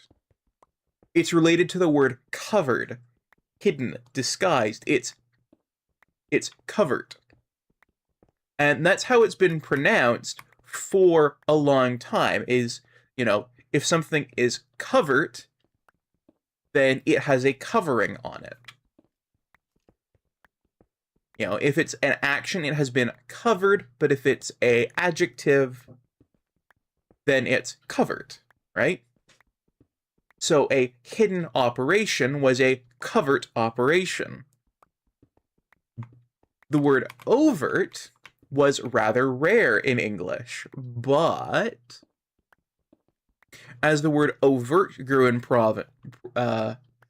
prominence over, that period of time from the 1850s through the 1950s, there started to be a change around the word that seemed to match it so well. If overt was out in the open, then something that is hidden was covert, so then it must be covert, wouldn't it? And so you go from people having covert operations to having covert operations. You know, especially when you can say, I covered it, or cover me. Why would you say that object was covered? It was covered. Especially because another trend happened in English. We started describing the past tense, or rather the present tense, as the past tense. So if your desk is covered in stuff, you know, you say it's covered in stuff, as in someone took an action in the past which covered it. The desk wasn't covered in stuff, because it can't be. The desk is covered, but it was covered. So if your desk was covered up, well, with the present tense starting to be described with the past tense's verbiage, words, using past tense words, slowly, covert's present tense usage became linked more with overt.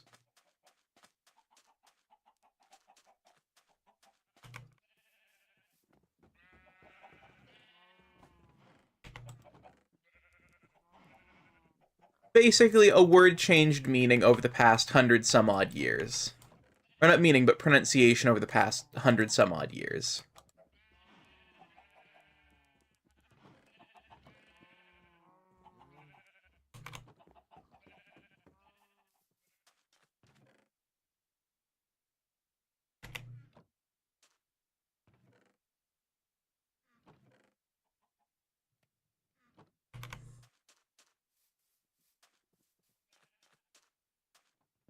Yeah, because, you know, covert operation sounds really cool, but a covert operation just sounds so silly. It was a covert operation where we went in and we stole some things, yeah.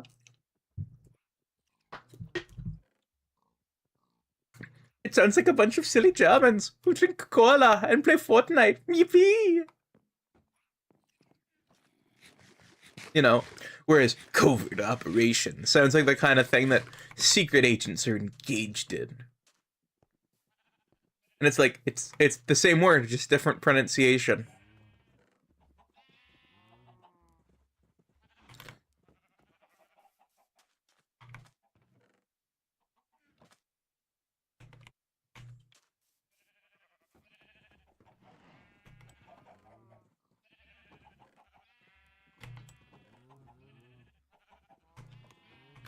My mom let me stop, play Fortnite, and drink cola. Yippee!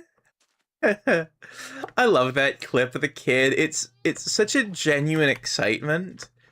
It's like, I'm not even like, dumb kid. I'm like, oh, that's cute. You know, that kind of genuine excitement, I think we need more of it.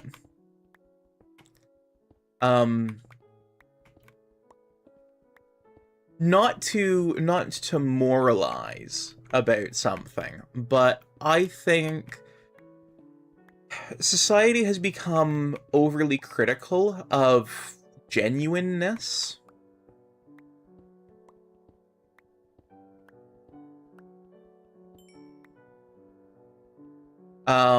Like, online, people aren't into things, they're ironically into it, you know? Like, oh yeah, I like this thing. That's lame, isn't it? Or isn't it? I say isn't it, but it's lame, isn't it? Or whatever, and it's like, no. Liking shit is generally positive.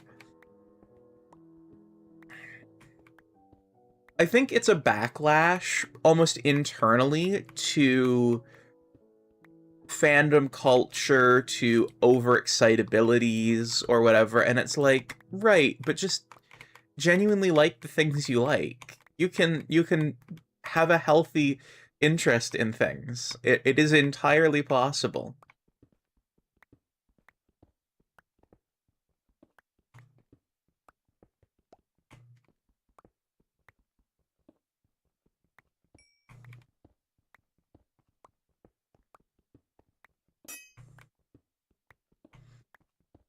You know, we're like, oh, you like things? That's cringe. And it's like, no, no, I think finding that other people find joy in something cringe is the cringe thing to do. They might be doing something cringeworthy, you know, or something that makes you personally cringe, but like, enjoying something isn't cringy. Not inherently.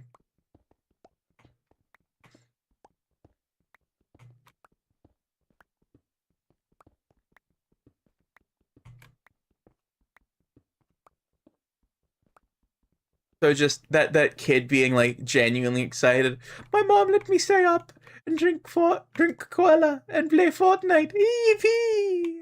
It just makes my brain go, I hope that kid never loses that, you know, excitedness.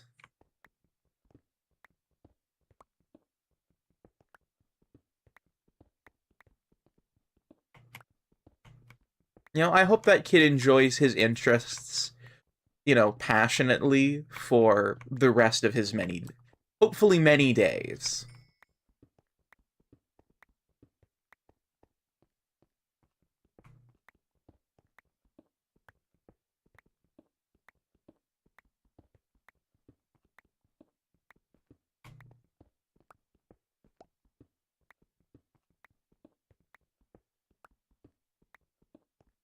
Can't seem to find the meme I was looking for. My friend sent it to me a long time ago. Ah, okay.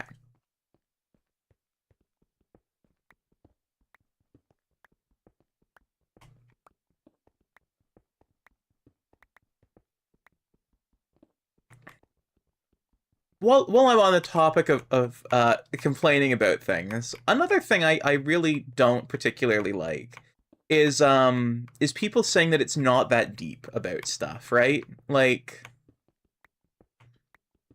I get that it's meant to be, at least theoretically. I've seen people argue, right, that it's meant to be when someone is, you know, overly obsessed in something that is functionally a deepity, which a deepity is when something has the illusion of being deep, but it is not, in fact, at all deep. Um, like, an example that gets brought up whenever people are trying to defend this is, you know, the teacher going, well, what does the color blue for the curtains mean? Right? And it's like, maybe the curtains were blue?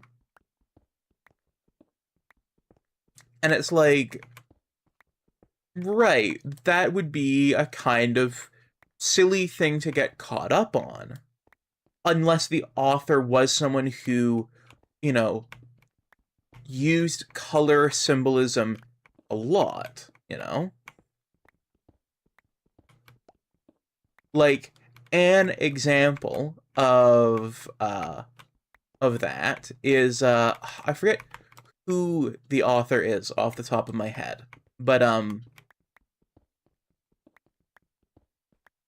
so they'll often use colors to symbolize emotion throughout their work, but the characters won't be expressing emotions, they'll be expressing colors, you know? So, you know, the character is described as being blue with misery or red with hate. And it's like, that creates a very evocative feeling in the mind. And, you know, as you get deeper into some of their books, I can't remember the name of the author for the life of me. They will actually just use the color. You know, they were red, they were blue. Because even using other words had become sort of a way of explaining what they were feeling. And it's like, feelings aren't like that. They're visceral, you know? You can say, well, this is anger. This is what anger looks like. This is what it feels like. And it's like, right, but someone else might feel a different sort of anger. So being red, being hot with, you know, hot with anger, with hate, you're giving context to what the feeling is, but sometimes you're just feeling the feeling of ah. What feeling is ah? I don't know. We don't really have a word for it. Could it be frustration? Could it be anger? Could it be whatever? And it's like, whatever it is not a pleasant emotion, but it's certainly an emotion. And so, you know, it's not that deep. Maybe makes sense if it really isn't necessarily that deep. But if someone has managed to plumb logical depths out of something, it is, in fact, that deep. You know, it maybe wasn't intentionally that deep, but, you know. Like, okay, so there's a Canadian comedy series, that I really enjoyed watching called Schitt's Creek, right? I don't know if anyone here knows about Schitt's Creek or not, but if you do, neat. One of the characters, Alexis, okay. Mild spoilers for a sitcom that's been off the air for a while.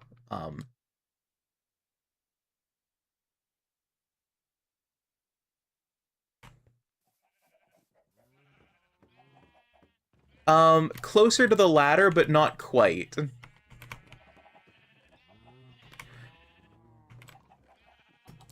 It's the one where they moved to a town that they bought the deed of as a joke.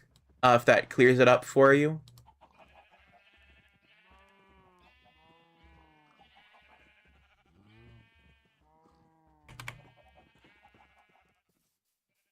So anyway, one of the characters is Alexis, and so she gets portrayed as a very shallow character a lot. She cares about social media. She has that sort of, hi, I'm on social media kind of voice. She thinks and talks a lot about, you know, drama and things like that. And she gets into a relationship with a character called, which the show refers to as Mutt. I'm not sure if that's his name or not, off the top of my head.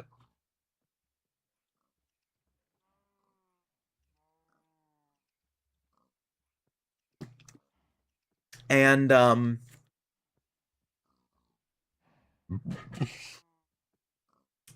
anyway, so Mutt is a very reserved, very quiet character who does not speak a lot. He tends to let his actions speak for him. And one thing that does with Alexis is because she likes to know what people are thinking about, it kind of drives her a little bit batty, you know? And she expresses that she wants to know what he's thinking. And so one thing that she says is, I will talk less and you can talk more. Because she's thinking, well, maybe it's that I talk all the time that you don't. And there's this scene where they're just sitting there in silence after she says that. And then, you know, the next thing that happens regarding them is that they've broken up, right? Now, I've seen a couple of I haven't seen many takes on the show from people other than that it was funny. But if I've seen anyone mention that scene, it's been saying that Alexis is a shallow character because she can't see that Mutt is talking with his actions. And it's like, I don't necessarily see it that way. Alexis is asking for Mutt to basically share his internal thoughts with her, and, you know, because they want to be together, they want to have a relationship, and what Alexis needs is to know what's going on in people's heads, to be able to communicate with them. And, you know, I don't think that Alexis's whole social media thing necessarily makes her a shallow character. I think it's that she desires communication, and this is a lot of modern communication. And because it's been the bulk of human communication, it's been gossip, it's been rumors, it's been drama, and the internet is just a bigger stage for a lot of that communication that society has in it. And, you know, when she's with the people she cares about, that whole liking drama thing tends to go away. So I don't think she's a shallow character. I think she's a character with a complicated inner world who, especially with Mutt, didn't work because Mutt was not capable of opening up in the way that Alexis needed for the relationship, and Alexis was not capable of not needing that for the relationship. And I think characterizing that as shallow is... I don't know. I think it suggests that people don't value active communication in relationships, despite it being fundamentally the foundation of healthy relationships, is active communication, the ability to express what you need and what you want from both parties, you know?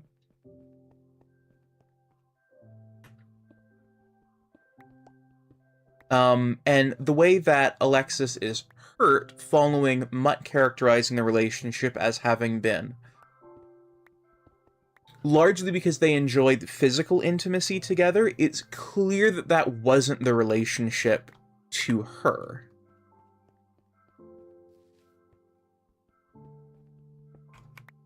You know, it wasn't just the physical intimacy. You know, and, you know, I'm not gonna spoil the other characters, that she gets in relationships with and things like that, but, you know, like, if someone was just in the relationship for physical intimacy, they wouldn't be emotionally wrecked by it ending. You know, it might suck, but ultimately, oh well. You know?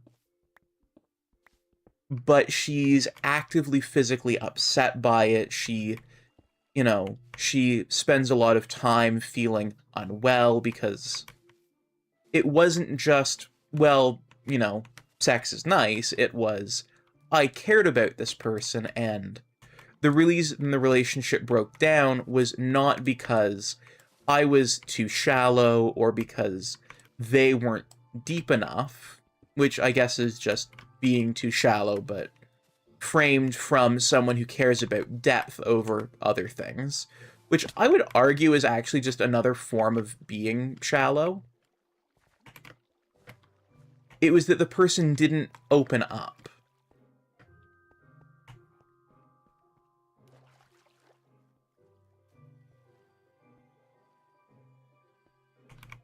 You know, and I think that...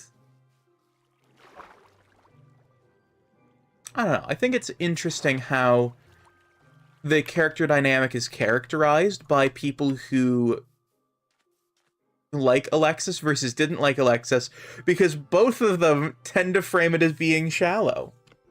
And it's like, I'm someone who was kind of on Alexis, but like, she wasn't a shallow character.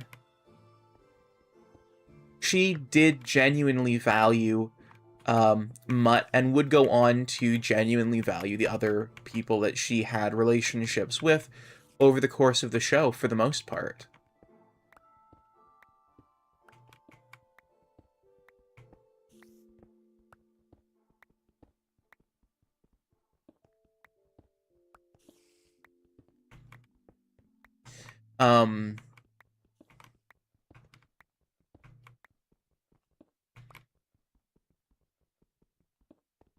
One of the things that's really funny about the show, actually, having come from a small town and then moving to the city, is like, this is absolutely the equivalent of small town bashing its head against big city, and vice versa, you know? The main cast of characters who end up in Schitt's Creek are... they're from the big city, and they were fairly wealthy, and now they're not. So a lot of their skills which are one, those of urbanites, but also those of wealthy people, have just completely gone down the tubes. And it's interesting seeing the clash.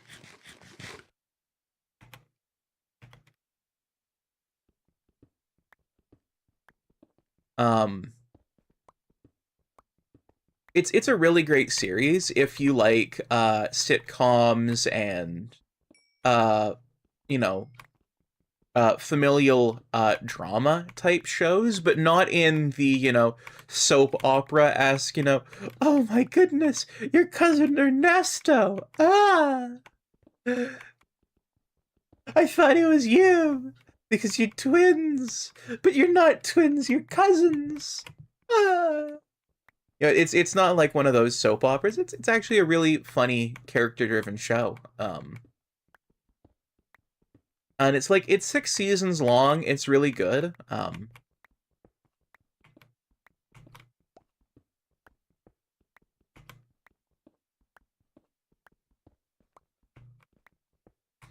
Yeah, so it's not a hugely intensive watch.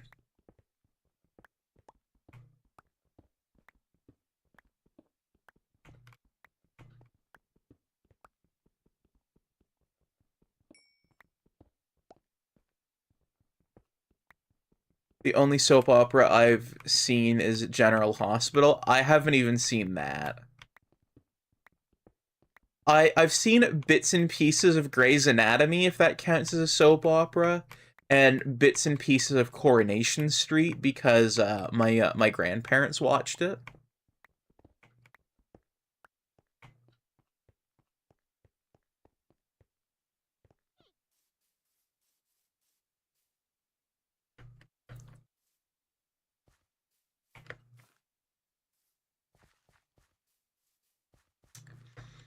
But that's bits and pieces.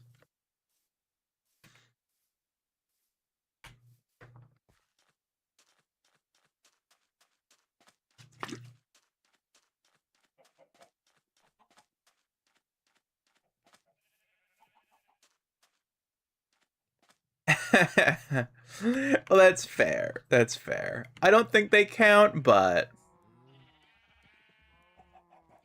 you do you.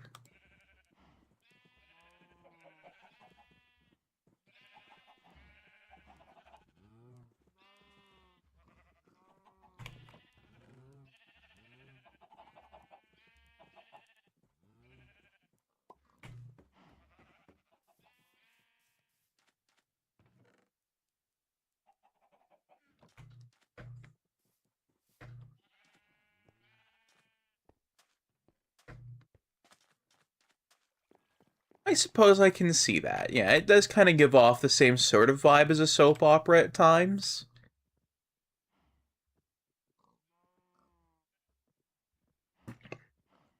Also, I'm going to be completely honest.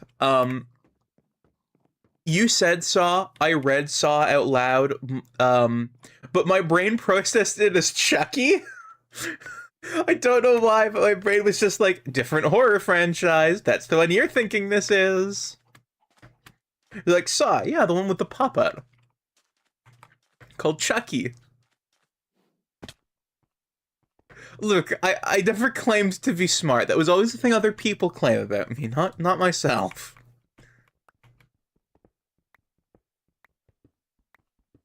Excuse me.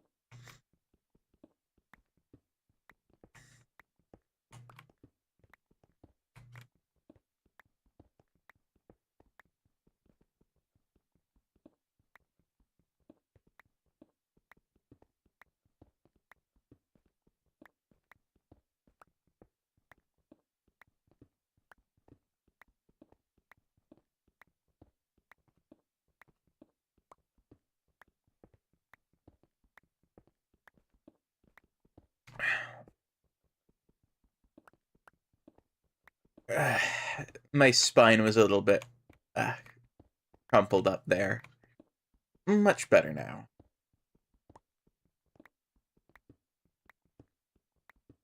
One thing that I'm really glad I did with my current computer setup, so there's all these rules about, or I say rules, there are ergonomic guidelines about how computers are supposed to sit and things like that. And one thing that you're supposed to do is sit with a computer in the, so that way its top third is centered on your eye line. So that way you're not craning your neck to look up at it. And it's like, okay, so I'm 6'3.5", and let's say I put a computer in the top, the top third of the computer was middle of my eye line. That would sit just slightly proud of where my webcam is. And see, the idea is that you can glance down with your eyes to read what's lower on it. But I've always just slumped my body forward on my chair whenever the computer monitor is too low for me, because I want it about middle of my line of vision, right? And so that leads to all sorts of problems. So by putting my monitor where the middle of it is actually dead center on my eye line, it's like its middle is my eye line's middle, you know? And I don't have an ultra-wide monitor, but I've got two monitors flanking it on the sides that are vertical rather than horizontal. I'm thinking about getting a smaller monitor, actually, for the one off to the side. More of like a square monitor. You know, a 4x3 rather than a 16x9 for my OBS viewer. Just so that way it runs in a more widescreen configuration rather than a vertical config.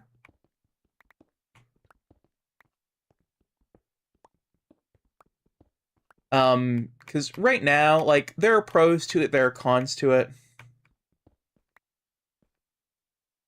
Keyboard setup like I use. I'm gonna be honest, I've forgotten your mouse and keyboard setup, but I know it's cursed, hun.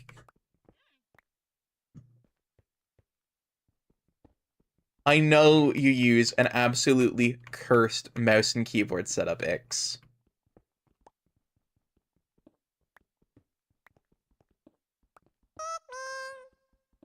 And Icy, hello, thank you for the mink mean.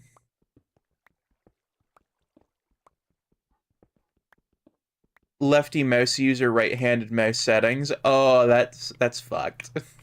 I remember that now. Alright, thank you for the hydrate and stretch.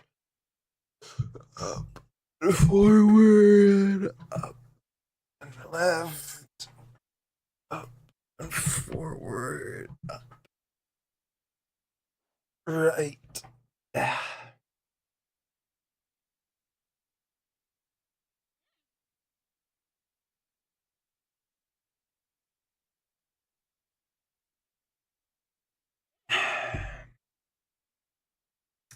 I was talking about, just want to give a warning, it's loud. Okie dokie. Well, you can send it over. I will check it out after stream.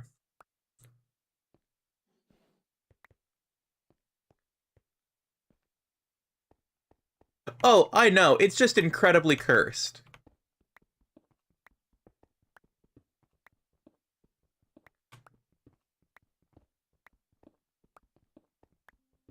Oh, Ix, speaking of Helldivers, me and Tiz were gonna play some after stream and after I do a little bit of tidying up.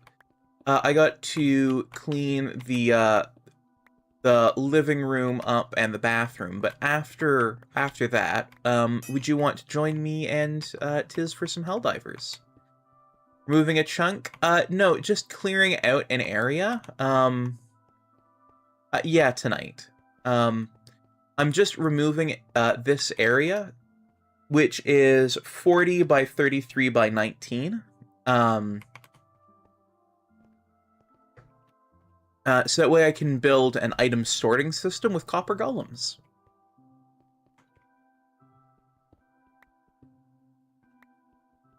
Nice. Okie dokie.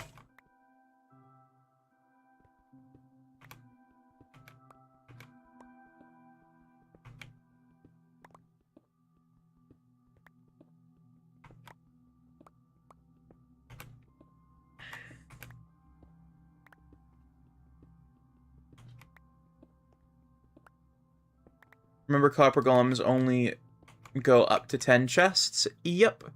So I'm gonna have... So the way I plan on having it is I have an entry sorter where there are 10 chests, and then those 10 chests can hold a bunch of general items, and then those items get filtered out to their own more compact sorters. So sort of like a two-stage solution. So it's like all of the food goes to this one chest, and then all of the stones go in that chest, and then all of the dirts go in that chest, and then all of the woods go in that chest, and then it gets sent to the next one where it's like, okay, these are all of the ones that grow like wheat, and these are all of the ones that grow like carrots, and then these are all of the ones that grow like pumpkins, you know, for all of the grown crops. And then, you know, these are all of the oak items, and these are all of the birch, and all of the cherry, and all of the and with the stones, it's like, you know, here's all of the smooth stone, they're cobblestone variants. So smooth stone, the kind that's not stone bricks, like the half slab, and then the full block that's like it, stone bricks, cracked stone bricks, moss stone bricks, all of those. And then, you know, these are all of the nether derived ones, so netherrack, and then, you know, nether brick, and then the nether brick fences, and stairs and slabs all getting their chest, and take forever. Kind of wish they straight up to the chest and put it in. Yeah, that's fair.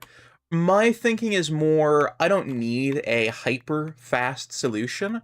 I more want a thing where it's like, I can finish up a stream, empty my inventory, walk away, leave the thing running for like an hour, turn my, close out the world, come back for the next stream and go, okay, this is what I'm doing this stream, grab the items that I want out of the sorting system,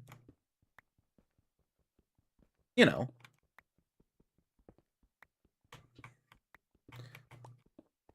So I'm not looking for hyper efficiency, I'm just looking for a chill little sorting system.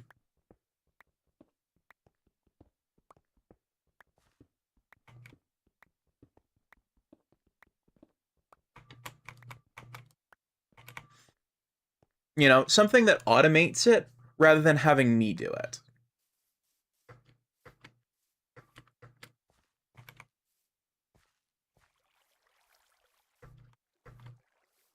And I've worked out the food chest, given what I'm going to be using as the filler block in the sorter. I've worked out what it needs to be and why the first chest needs to take it. I'm going to use wheat, because I can get fuckloads of wheat very quickly to bulk out the sorting system. Just absolute fuckloads of it. Just pack it full of wheat that I can just farm. So it's like, I need wheat, I'll grow shitloads of wheat, run it into the system, so that way all of the chests are all full of wheat. And then what I can do, right, is I can take all of that wheat out, craft it up into bread, and then I've perfectly filled the system. From there, all I need to do is take out the blocks that need replacement. And I will have fuckloads of bread for when I need it. There's also going to be an overflow section where things that basically can't go anywhere because they've overflown are basically going to get basically recirculated. You know, copper golems are going to keep taking them out, putting them in, checking to see, go, nope, this is full, move on. Is this free? Nope, this is full, move on. And then they'll just keep sort of bloop, bloop, bloop, through the system. Wonder what's next, farmer golems? See, we can already automate farming with villagers. My thinking for what's probably next as a golem, if they're going to do another golem, is giving us actual ranged combat golems. I know we've got snow golems, but I could very much see them introducing a proper ranged golem.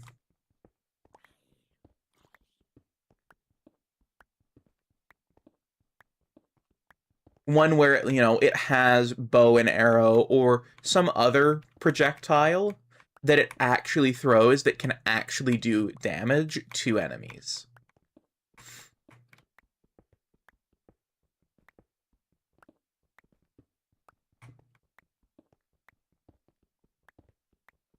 Zero damage snowball. Yeah. The snow golems, like, the snow golems can work as a part of a base defense, but they're a very specific kind of base defense. Bow and arrow, now that I had an update idea on a few months ago. Oh, okay. You want to expand on that idea?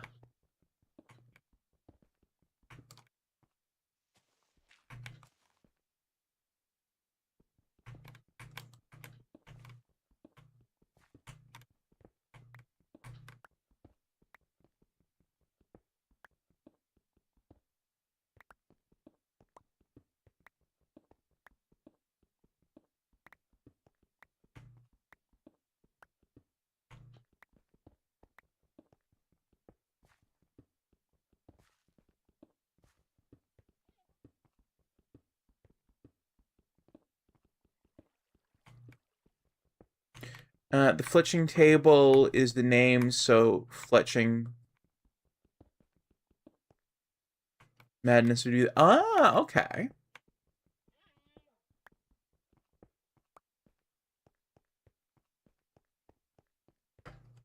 That would be really interesting. Getting a proper, like, bow and arrow. Fuck. Bow and arrow update.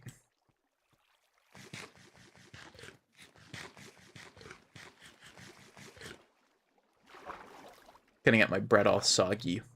Soggy bread. Not too bad if it's like a mushroom gravy or something, but I don't know. I think plain water, probably not very tasty. I need to get back to making my own bread.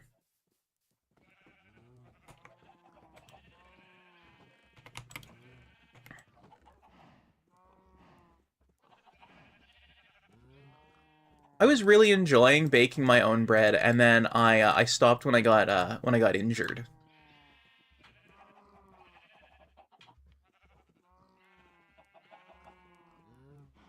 Beer bread is a thing, though I was actually making sugar-free bread.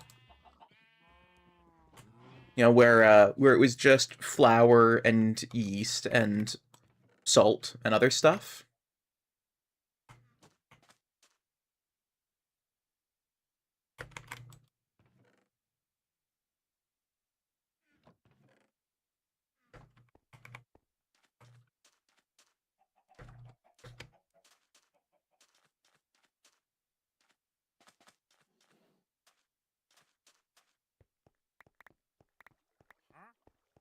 One thing that I really do want to set up with this is specifically, okay, I'm not going to give kelp or bamboo anywhere in the system to go. So that way they have to be taken out as part of their own sorting infrastructure. And what I'm going to have is, I'm going to see if I can set up an item splitter, where half of the bamboo will get sent into the system to be stored, and half of the bamboo will be funneled out.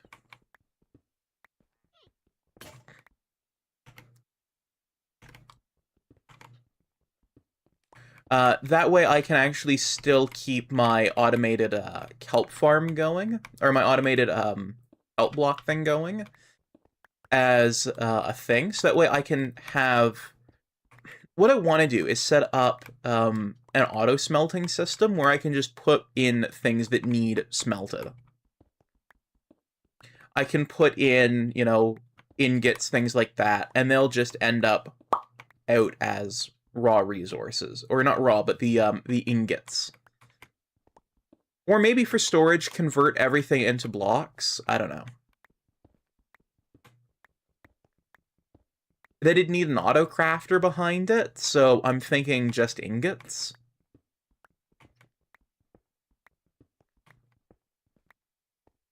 One of my ideas is the fletching table will be key to making bows with special abilities besides enchantment and tipped arrows. Different ore added, but would cause different effects. That could be neat. So I think... Personally, I would make a fletching table necessary to making upgraded bows. Sort of giving the bow a similar sort of progression. With, you know, maybe you're able to make a copper bow. You make a wooden bow, then skip stone, but then you can make a copper bow, which can deliver more damage, but is less durable than a wooden one, because copper, while being ductile, is not as elastic as, say, steel is. And so then you can make an iron bow, you know, trading on the idea of spring steel, and have it be a more powerful but more durable bow at both regards. Could make it out of exotic woods or wood and bone for a composite bow. Yeah, that would be a theoretically viable thing. Okay,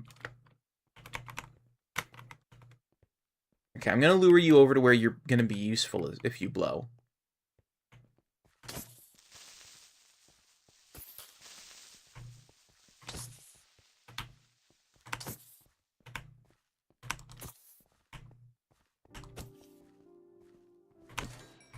There we go.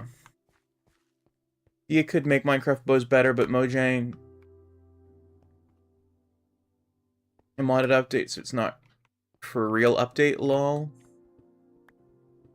Yeah, I could see a Combat 2 update including that. They've already shown that they're up for adding new items. We've gotten the trident, we've gotten the hammer.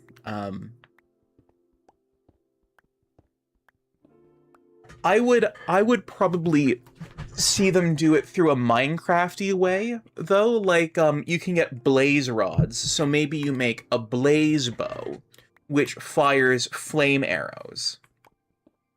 Which is the same way as getting, you know, a fire aspect bow, but instead of, you know, needing to enchant it, you get this blaze bow. Or they've added those wind rods, so maybe you get increased range with a wind rod bow. And that feels like keeping it Minecrafty without making it sort of modded, if that makes sense. Or, for example, you could make end rod arrows, where, you know, like they fired and then they were like a light source, where they stuck and landed. Yeah, though I would think, not a full block of TNT, but maybe gunpowder and a leather. Sort of like the idea of like a pouch of gunpowder. So that when it strikes, you get a little baby explosion.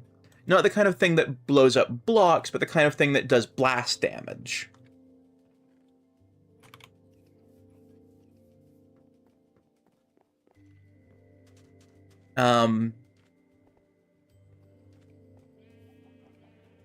Maybe specialty arrows could also be a thing, so rather than making, say, a bow, out of blaze rods. You could get, you know, blaze arrows, where the blaze rod is replacing the stick as a flaming bow.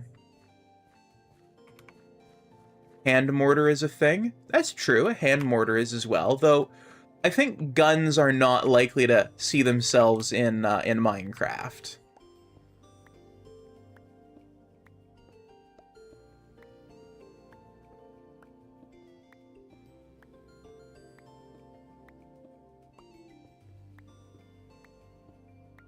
Even primitive flintlock style firearms, or even older basically hand cannons, I think would feel out of place.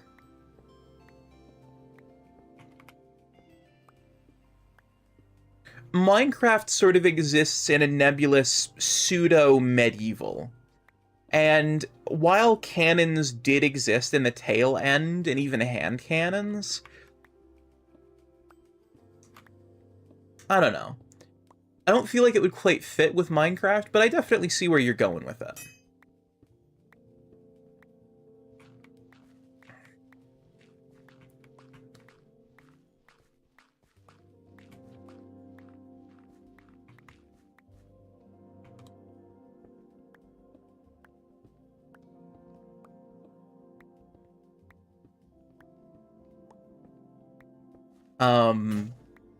I could see on a fletching table, maybe making longbows as a thing as well. Like, you know, you take a normal bow, and then you can, say, add an extra thing to it, be it extra sticks and string. Essentially in a bow configuration, but with, an old bow taking up the middle slot. And then you get a longbow.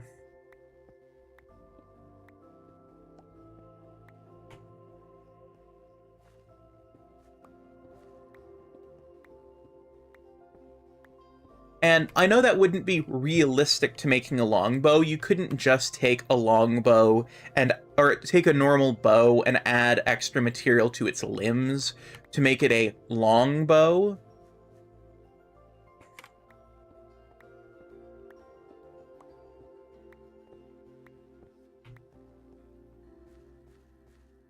I'm just thinking about, like, make a mod idea, but forget the name, I have it. Just call it, Shiver Skeleton. We will shoot special arrows that freeze you, just like when you're in the snow effect. The damage, okay, that I think is a rather interesting idea for an Arctic skeleton mob. I think they have an icy skeleton, and I think that would make, the bow for it feel interesting. Because right now, we're getting a lot of re-flavors of other mobs that have, like, visual changes.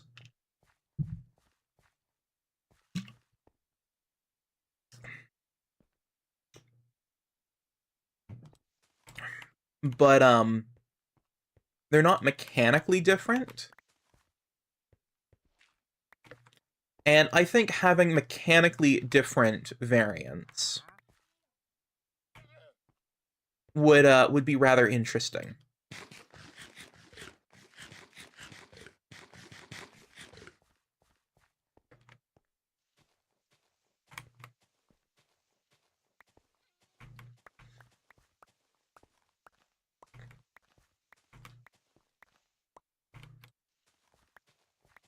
You know, I want more mechanically interesting mobs.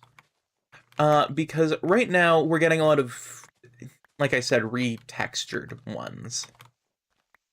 I also want them to bring back the zombie pigmen. I do not like the zombie piglins. I don't really care how they bring them back. I want them back.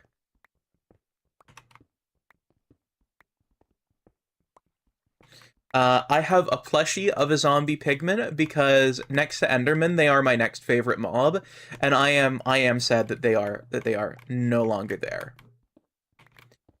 Yeah, bringing the Nether reactor core. It wasn't a Mojang idea, but I personally really like the idea of the Nether reactor core. I have ideas about what it could be used for in a Minecraft, like in modern Minecraft.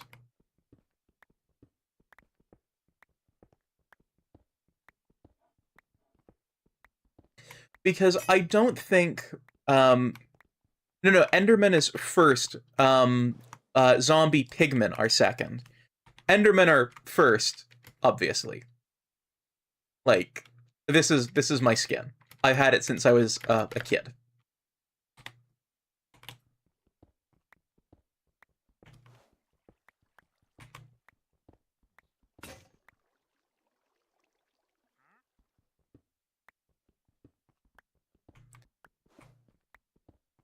Uh, okay, so I think Endermen are okay. So when I was a kid, I just thought they were neat. Um, and that's entirely the reason that Kid Me had for liking them is they're neat. They move blocks. They're cool. Um,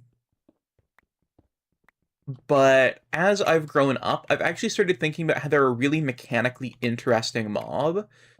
They're a mix of hostile and non-hostile. You have to you don't have to engage hostilely with them. They're capable of, theoretically anyway, engaging in the world in potentially creative ways, though it's actually just an emergent behavior of mechanics.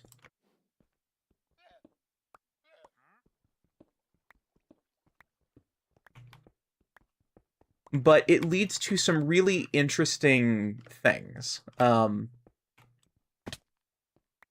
The way they behave as a set of emergent behaviors from the rules they're built around. I don't know. I think it leads to really interesting sets of behavior from them, as well as really interesting player behavior in response to them.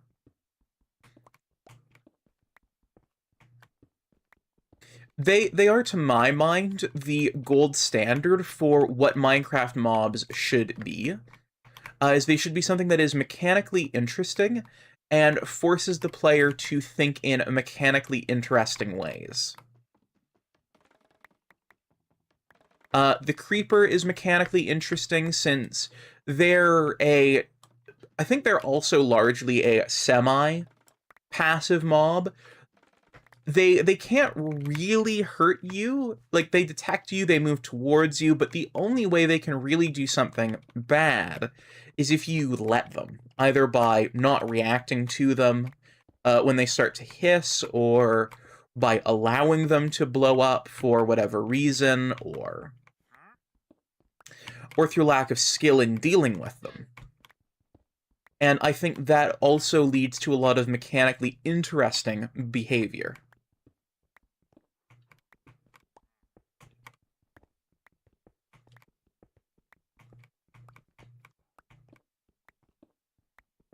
And personally, I wish more Minecraft mobs had mechanically interesting behavior. You've got the villagers, you've got the pillagers, you've got... What is the wandering trader selling? Let's see. A bottle of water for an emerald, a hay bale for an emerald, or an emerald that can have spruce, mangrove, purple dye, wheat seeds, cyan dye, or cornflowers, or jungle saplings for 5. Huh. I have no emeralds. I do like your leads, though.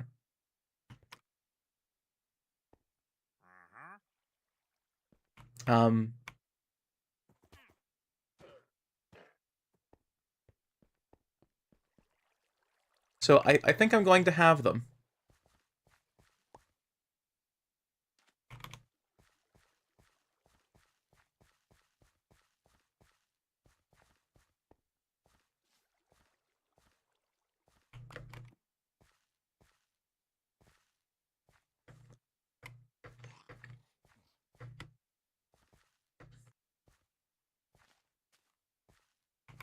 That's not bad. Yeah, I just didn't need anything he was selling. And the thing that I wanted that he had was leads. Now I have leads. Panda, hello. Can we get a shout out for Panda, please and thank you?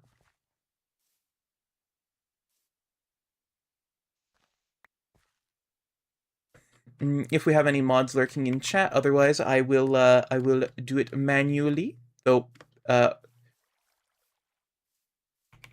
was on parade. Cute pandas on a cute parade.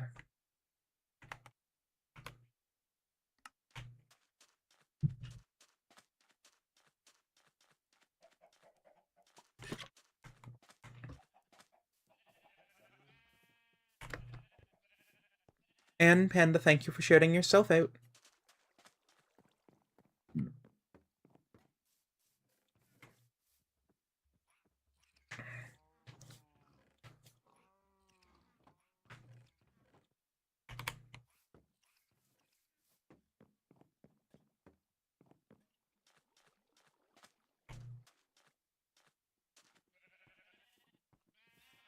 Thank you, Panda.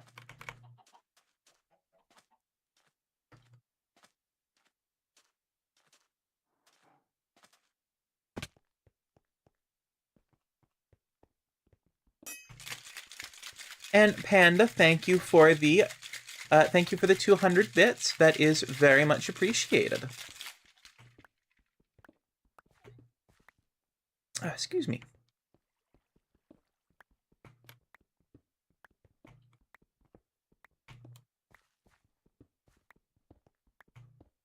But yeah, I personally like when Minecraft mobs have very interesting emergent behavior.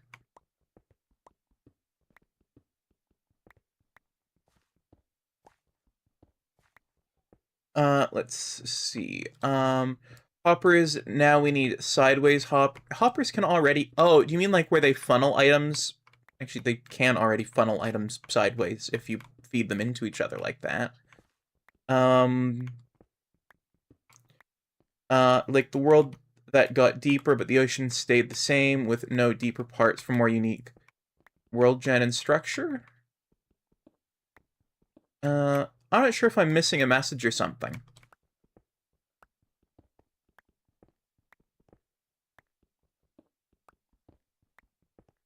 Okay, here would be an interesting potential idea for another reactor in modern Minecraft. Okay, so you have a biome, like, let's say a jungle, right? Now, this is a Terraria-inspired idea, so I want to be upfront about where I'm getting the idea from. But, what if the Nether reactor would rewrite the biome top to bottom, keeping its, you know, whatever structure it currently has, and turning it into a nether biome. So, you know, the deserts, the mountains, the whatever, deserts getting turned into, soul sand deserts, any of the forest biomes becoming one of the nether forest biomes, mountainous areas becoming basalt deltas. If it's an ocean, then it becomes a lava ocean. And not as like a low, not like the Terraria's slow spreading corruption, but like you activate it in the biome and it just goes and the whole thing gets transformed. Dirt gets replaced with netherrack, stone with, I don't know, some sort of nether stone.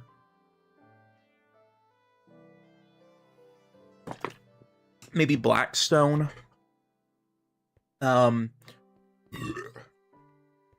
Ores get overwritten with gold and quartz and things like that. Nether mobs start spawning instead of overworld mobs. And it doesn't spread outside of whatever biome you've activated it in.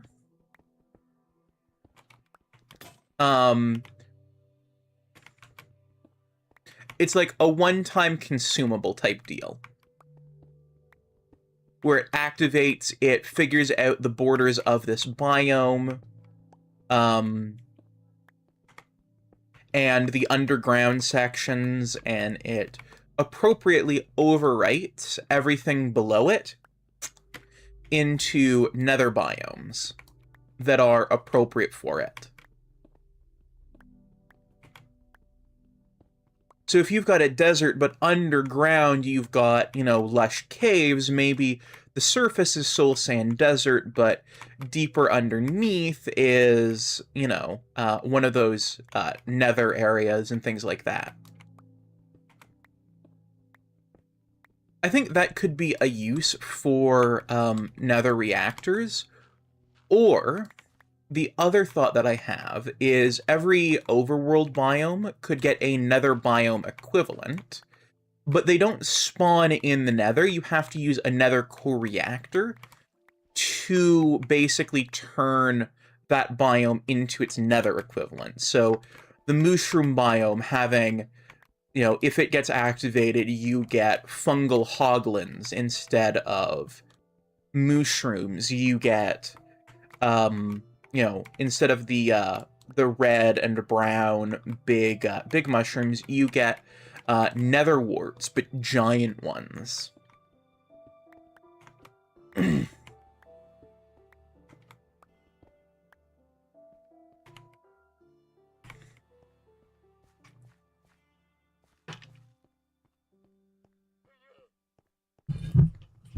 You get a netherized version of mycelium.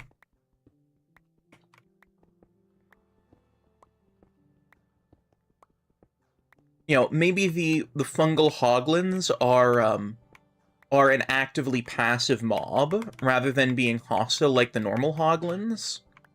Maybe because they have the same sort of fungal stuff that the mushrooms had, just a nether varietal. Any surface lakes get turned into surface lava lakes. It'd be a big job, but I think that would be a really interesting way to resurrect the nether reactor, as a way of bringing nether into the overworld through essentially biome transformation. That's just my thought on it, anyway.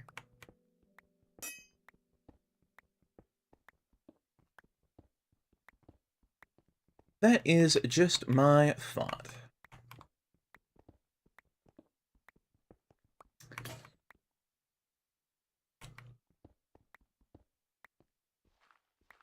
Icy, are you already in the Discord? Because if you're not, you can get there with !Discord. And actually, same to everyone else who's watching, if you're not already in the Discord, you can do !Discord to join.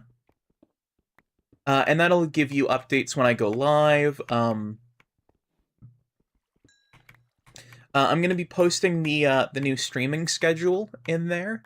It's not going to be a weekly thing yet, where it's changing every week. It's just going to be a standing schedule. And it's going to be rough. It's going to be approximate.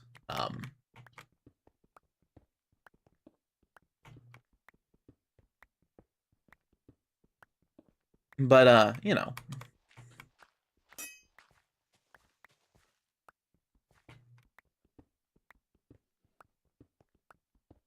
I've got, I'm trying to get back into streaming 3 times a week, and, so far, I've been enjoying it over the past couple weeks.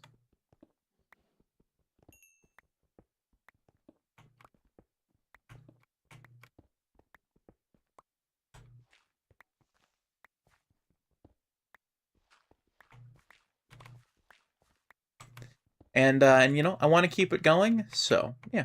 I just thought I'd bring up the server in case you wanted to be informed of when I go live and stuff. Because we are reaching the end of today's stream. Though, if Jensen is live, I'm going to be raiding over to him, and he is a wonderful bean, so... Minecraft for so long that I haven't killed the dragon. I got texted.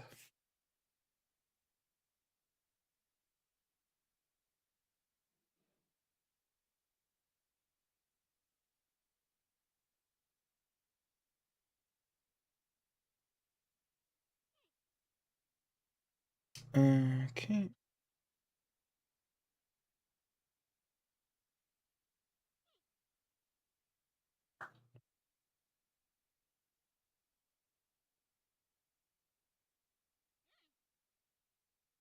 But yeah, Jensen really is amazing. I was just getting let know that dinner was ready. So that makes the timing fortuitous.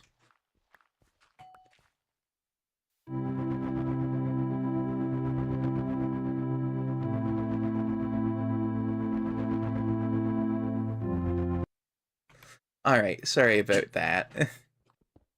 After getting texted and replying, thanks for letting me know, someone came to physically let me know. But yeah, so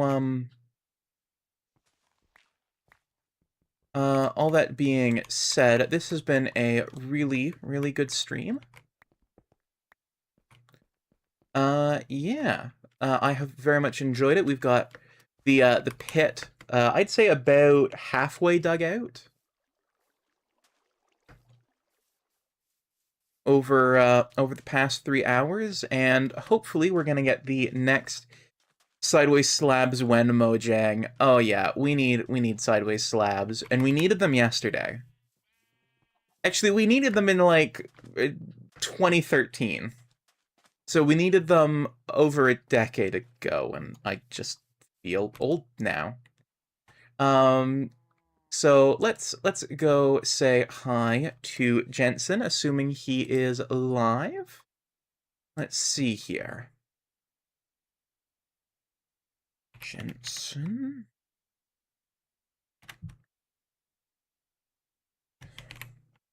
Say it's not Minecraft, like, bruh, it would make builds better. It really would.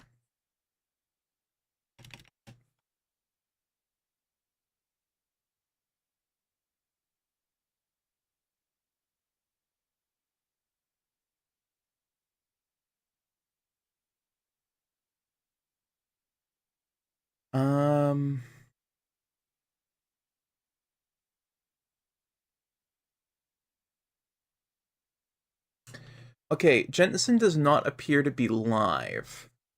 So let's go say hi to another Minotaur, who is always fun to hang out with. It really does. Sideways slabs are excellent. Let's go say hi to Yuma. Alright, and here is our raid message. Sharks tunnel on in from Minecraft.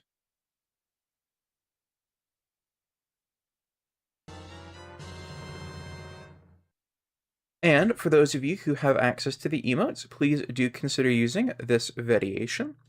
But it is time to raid on out, so copy that onto your keyboards.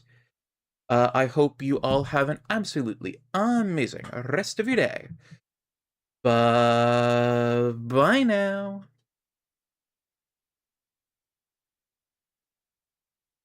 Why isn't this working?